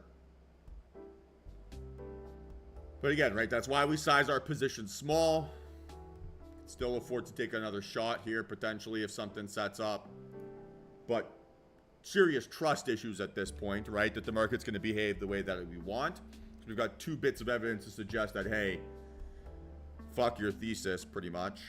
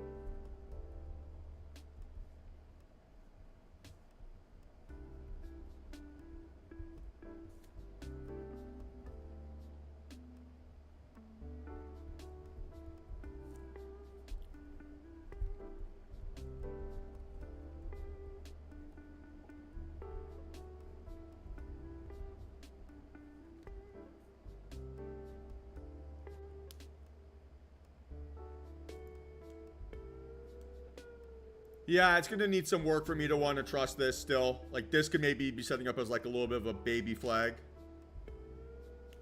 Nice, Rod. Good luck.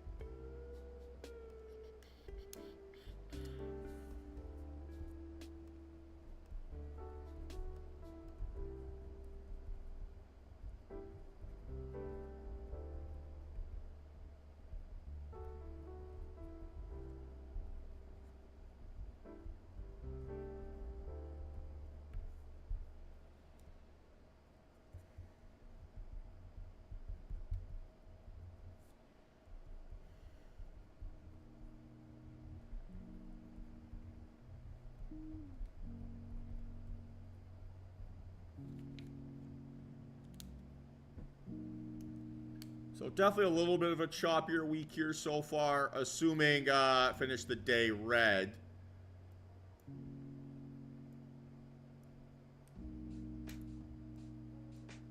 I'll be up like $1,000 on the week per account.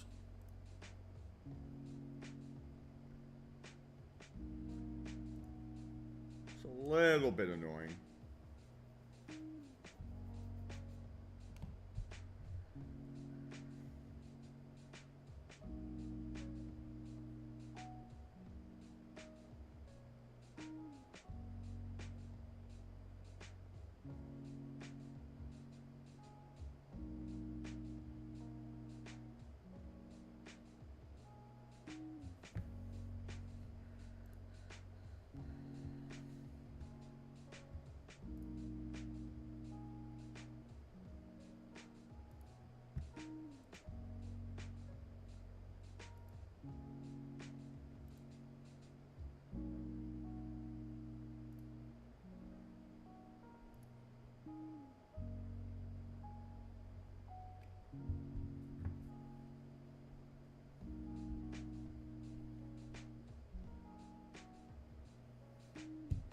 So yeah, notes are pretty full here already this AM.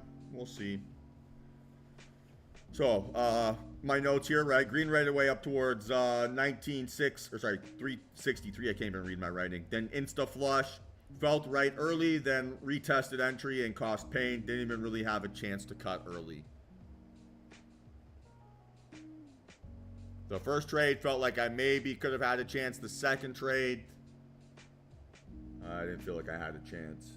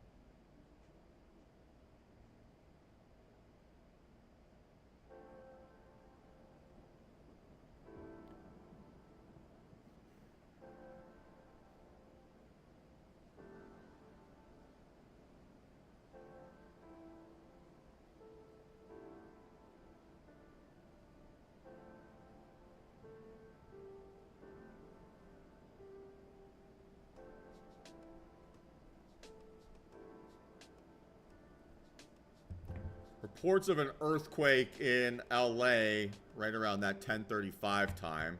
I wonder if that's what drove it.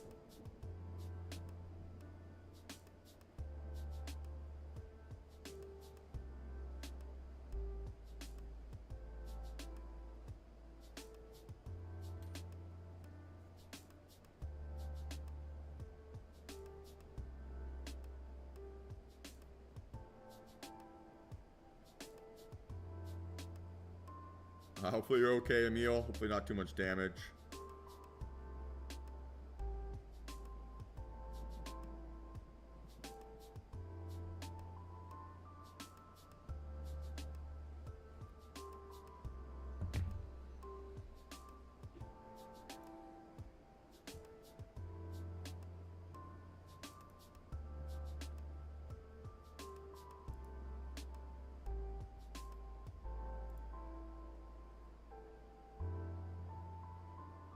It's 10:49. Morning feels like it's gone fast, but slow at the same time.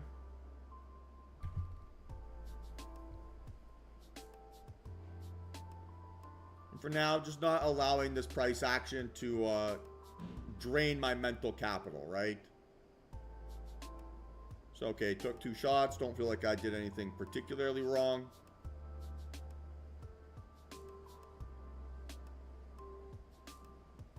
What we talked about start of the day, if price action ends up being choppy, we don't want to get too much tunnel vision, right? Chasing something that isn't there. If we take an L, we take a L. Take it on the chin, move on. All right, we're all going to lose. So I'm not striving for perfection in results. I'm striving for perfection in my process. Now, okay, a little bit maybe too close here to judge if I did everything perfectly. We'll have to watch things back and be a little bit separated away from it. But at first glance, I don't think I did anything that was counter system. The only regret maybe is that I wasn't able to get an entry on this reversal. This would have been the money on the day, right?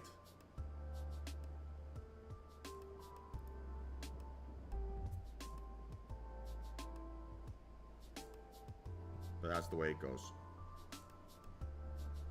Easy in hindsight to say that, okay, after that reversal candle on NQ, this should have been my long.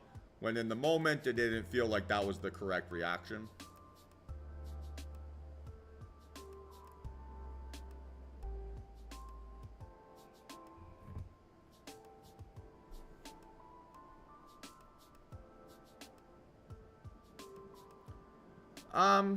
I don't watch them back too often from months ago, to be honest, Craig, but I watch back all of my trades every day on the day it happened.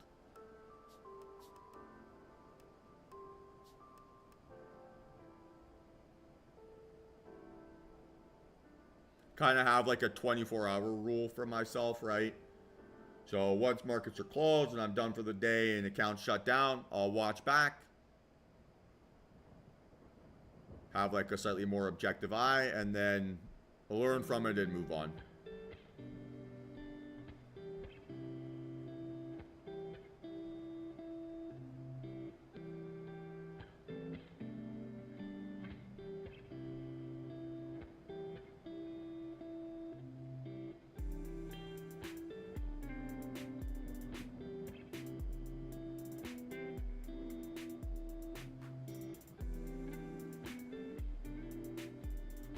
Not sure yet, Emil. To be determined.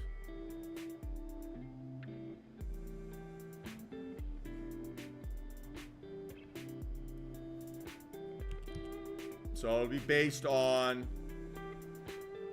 basically what the volume is like on the daily time frame here. So got the roll, right?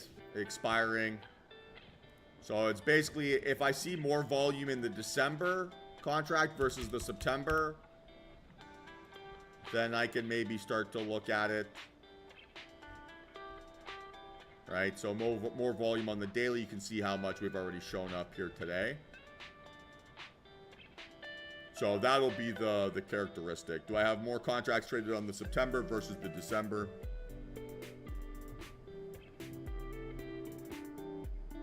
If I get more volume on the December and that's what I can trade, then I can start to be a little bit more patient there, but historically that tends to not happen 2 days out. You tend to get more volume on like the Monday.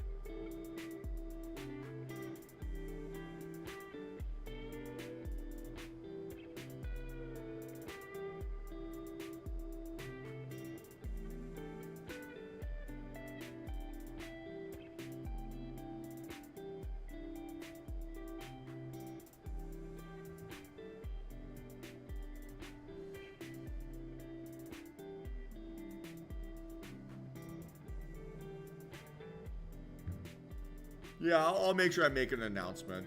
Don't worry.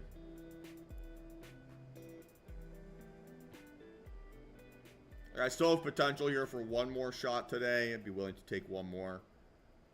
But we're starting to run a little bit out of time. I don't want to be very aggressive. And the reason I don't want to be aggressive is because so far, right, the evidence that we've gotten for that aggression has not been very fruitful. So I always talk about markets are going to behave like they always have until proven otherwise. So we'd like to be patient. Now, P&L wise, right, still within a one trade recovery, not the end of the world.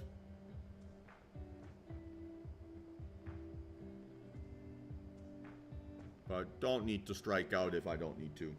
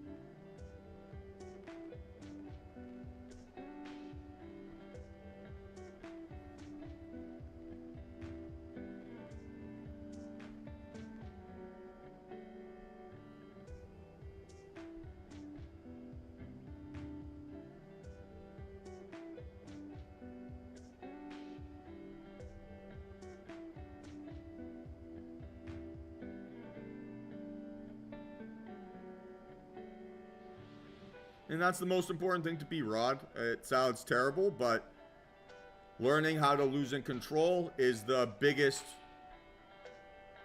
call it, variable for how successful a trader is going to be, right? So losses aren't personal, but we can make them feel like they are. And when we make them personal, then we start to make mistakes, right? We start to average down. We start to ignore stop losses. We start to whatever. Is he speaking today? I think they're in their blackout period, to be honest with you, Michael, because we have FOMC next week, right? So they tend to be in a blackout. Fed speakers aren't allowed to talk or make public comments within 10 days of the FOMC. So I'd be surprised if that was him.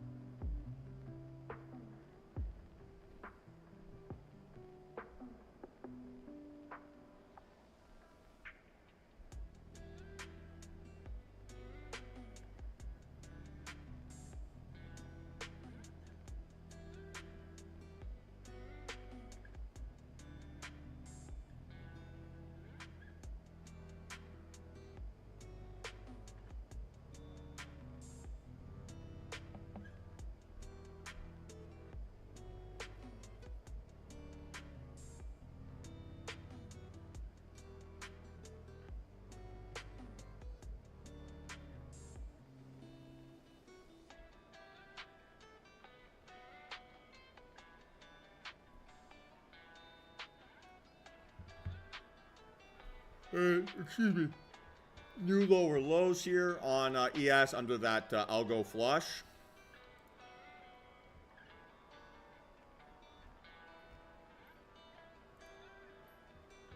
Yeah, I mean, still very much just a doji here so far. You'd have to get pretty big move to go counter.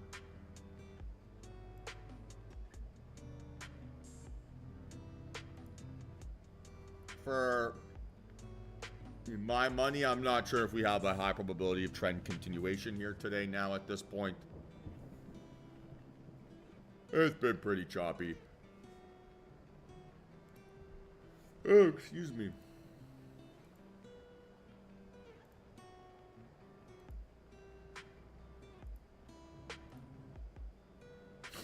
Oh my god, Meta.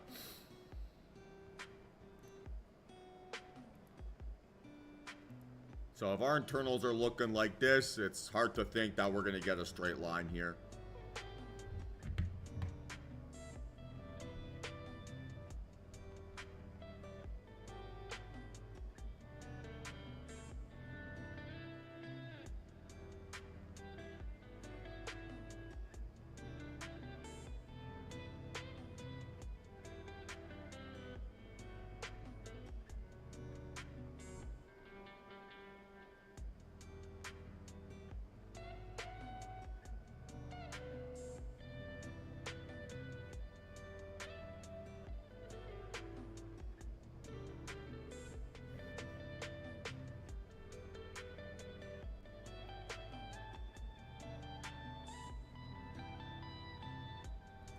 Oh, interesting. It's a good stat. It's a very good stat.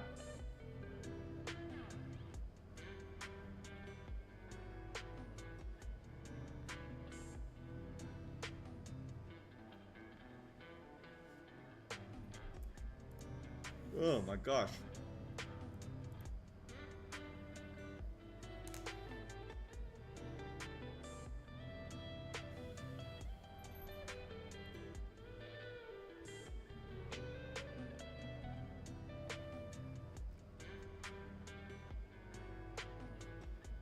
Yeah.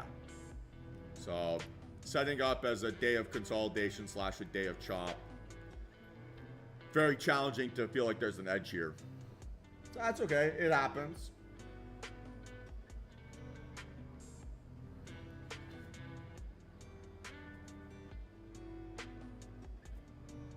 It's not personal. The market doesn't care.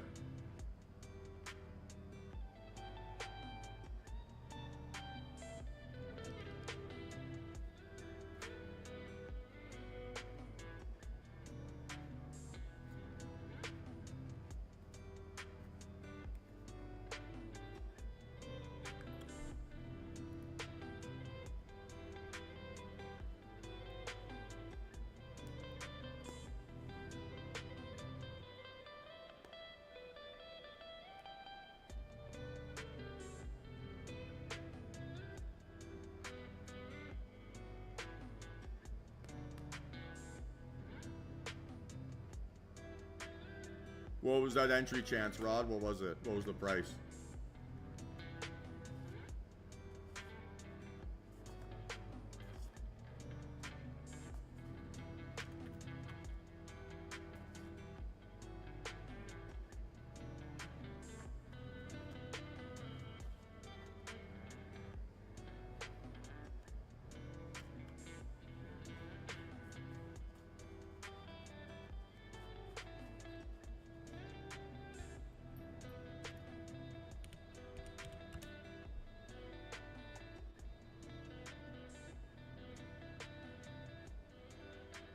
Fair, yeah. Buying basically inside that 10-10 breakout candles range.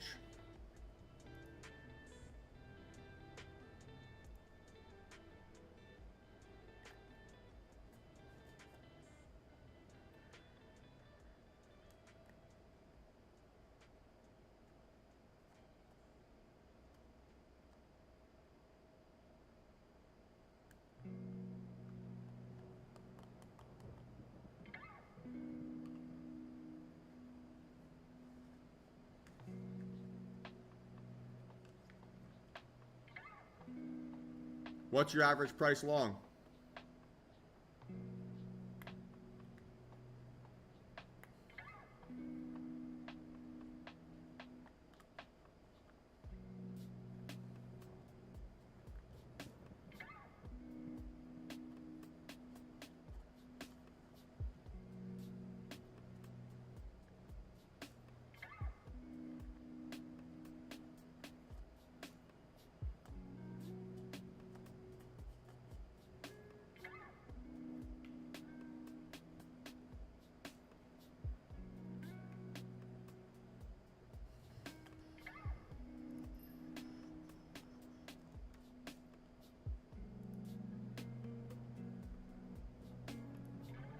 How far out are those options?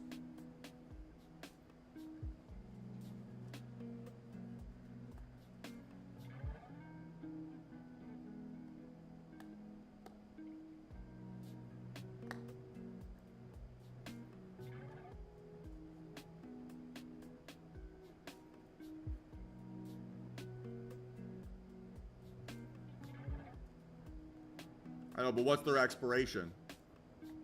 Is it today's expiration?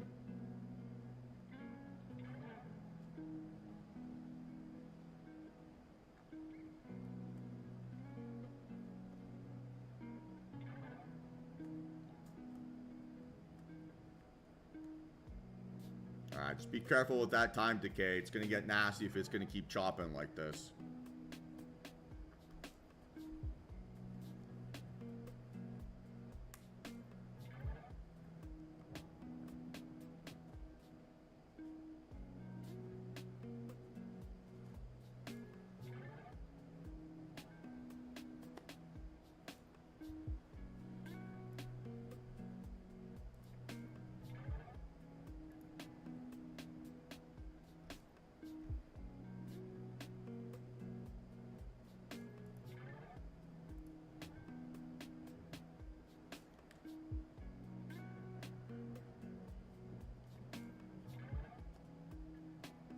So any questions here, team? I don't see myself placing another trade here.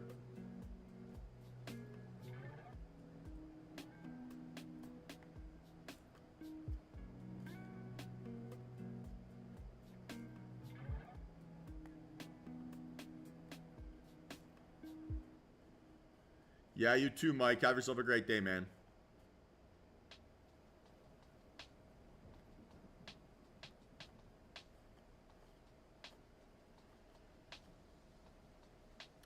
Gotta say, it's been a while since I've had 2 red days in a week. Stings a little bit.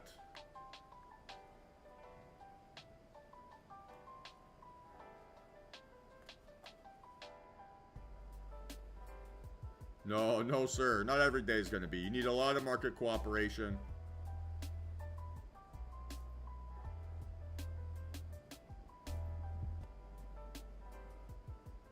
You have a good day, Jared.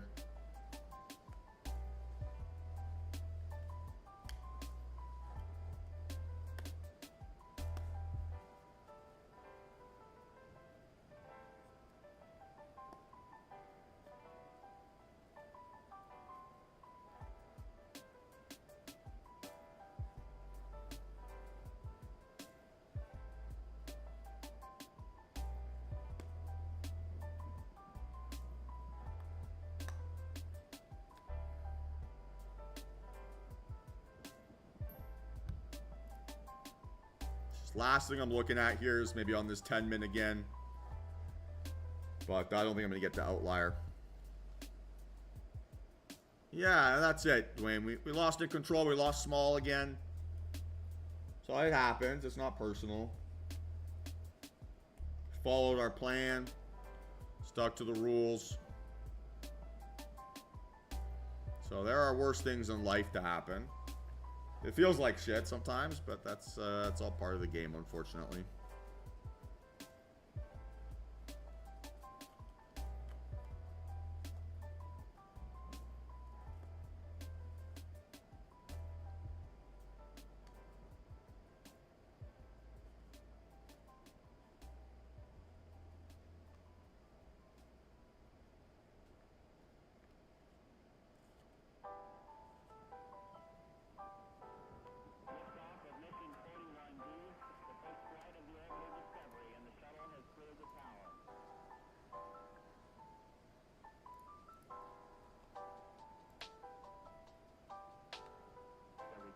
So yeah, guys, final call for questions here. Final call for questions.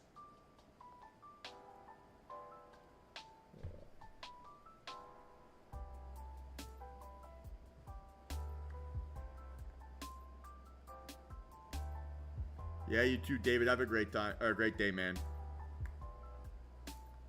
Hey, still great on the week, right? So we can't complain too much, but a little bit disappointing we didn't get market cooperation today.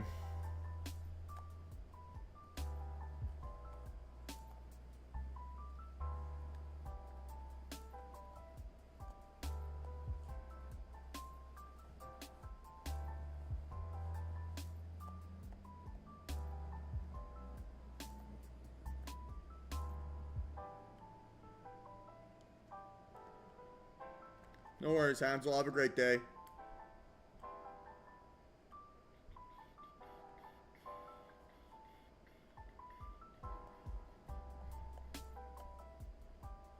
You too, Judson. So, time to fill in the journal, right?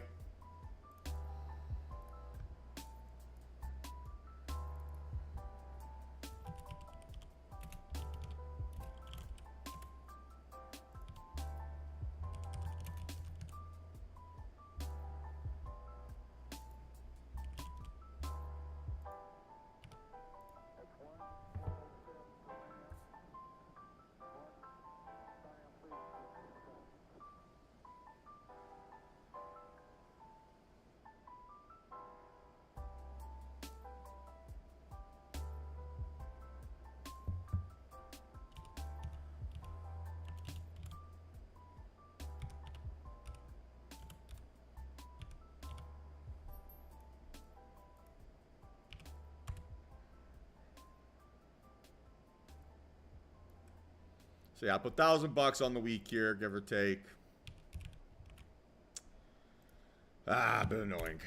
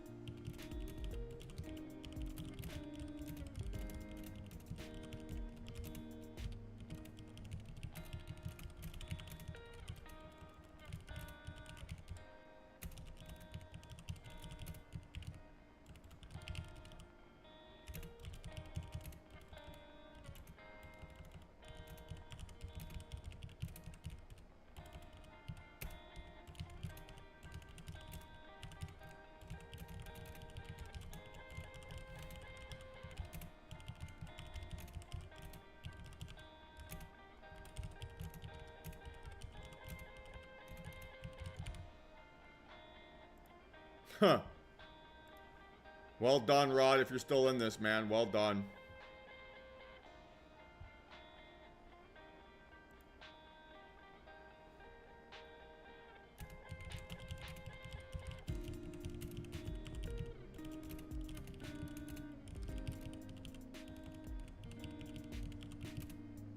Nice, Juan. Nice. Good job, Rod.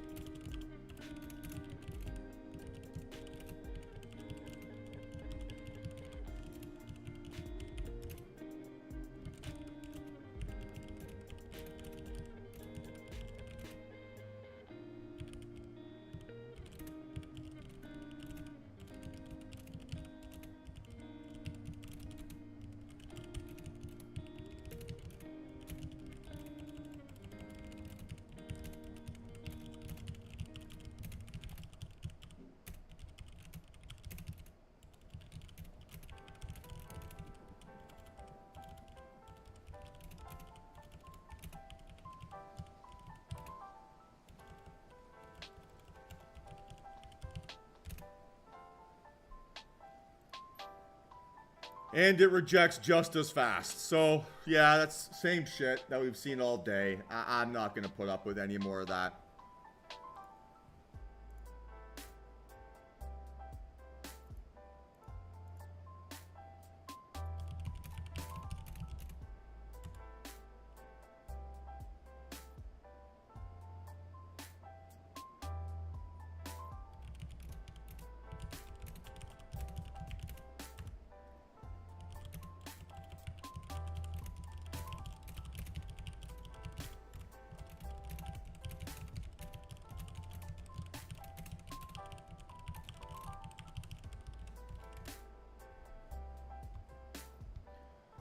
So yeah, that's just the narrative we've seen all day, right? I think that's telling me it's just going to be chop, chop, chop, chop, chop.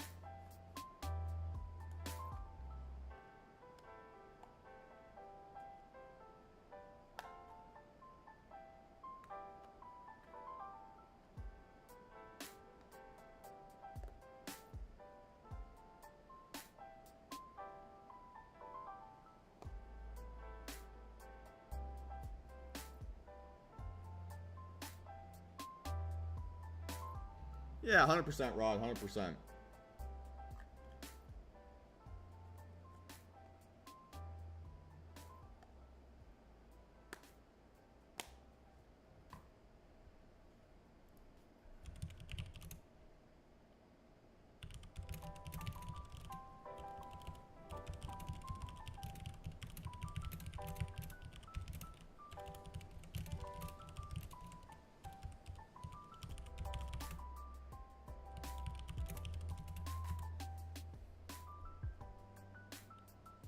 I'll have to see at the end of the day, Nate, what the volume is like in the December contract versus the September. But gut feeling is telling me no. But we'll cross that bridge when we get to it. So yeah, to be determined. But if it continues to behave like we're seeing here today, I'd rather just not drain any mental capital or any more capital. Take the small win on the week and go enjoy my life. And then come back on Tuesday when things are going to be smoother.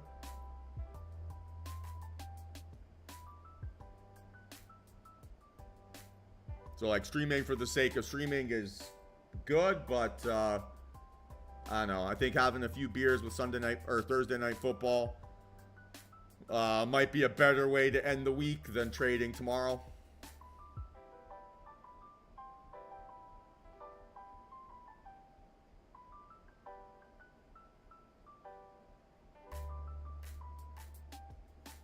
All right, guys. Well, that's it for the day here. Same deal like always, right? If you have any questions, hit me up outside of market hours. I'll update you guys here in the afternoon once I see how markets close. But, yeah, okay. Not the best day in the world. Not a banner day by any means. But still been a good week, right? We've still learned a lot. We've still made some money. We've still seen some pretty good improvement. So it could be a lot worse. I won't complain about that, all things considered. And hopefully, right, you know, as we creep up a little bit further and further along, we can keep kind of stacking them up. So it's been an awesome start to the month here so far. I reckon we keep kind of compounding this, but we can't force it. We can't rush a market that doesn't want to reward us. And sometimes that's just the way she goes. So it's not personal. It's the way it is. Everyone loses today or this week. We've had a couple examples of that. But it's part of the game, right? So talk about best loser wins. Well, sometimes it's realizing that, hey, the best losing thing that I can do here is walking away, keep myself within one trade, and that's exactly what we've done here again today. So we'll be back at it again here, potentially tomorrow, potentially Tuesday. I'll let you guys know as soon as I know. And, yeah, guys, in the meantime, have yourselves a great day. Looking forward to catching up with a few of you here in our one-on-ones later this afternoon. And, yeah, let's not put too much mental capital into this choppy price action. Just the way she goes sometimes. So have yourselves a great one, and we'll catch up soon. Peace.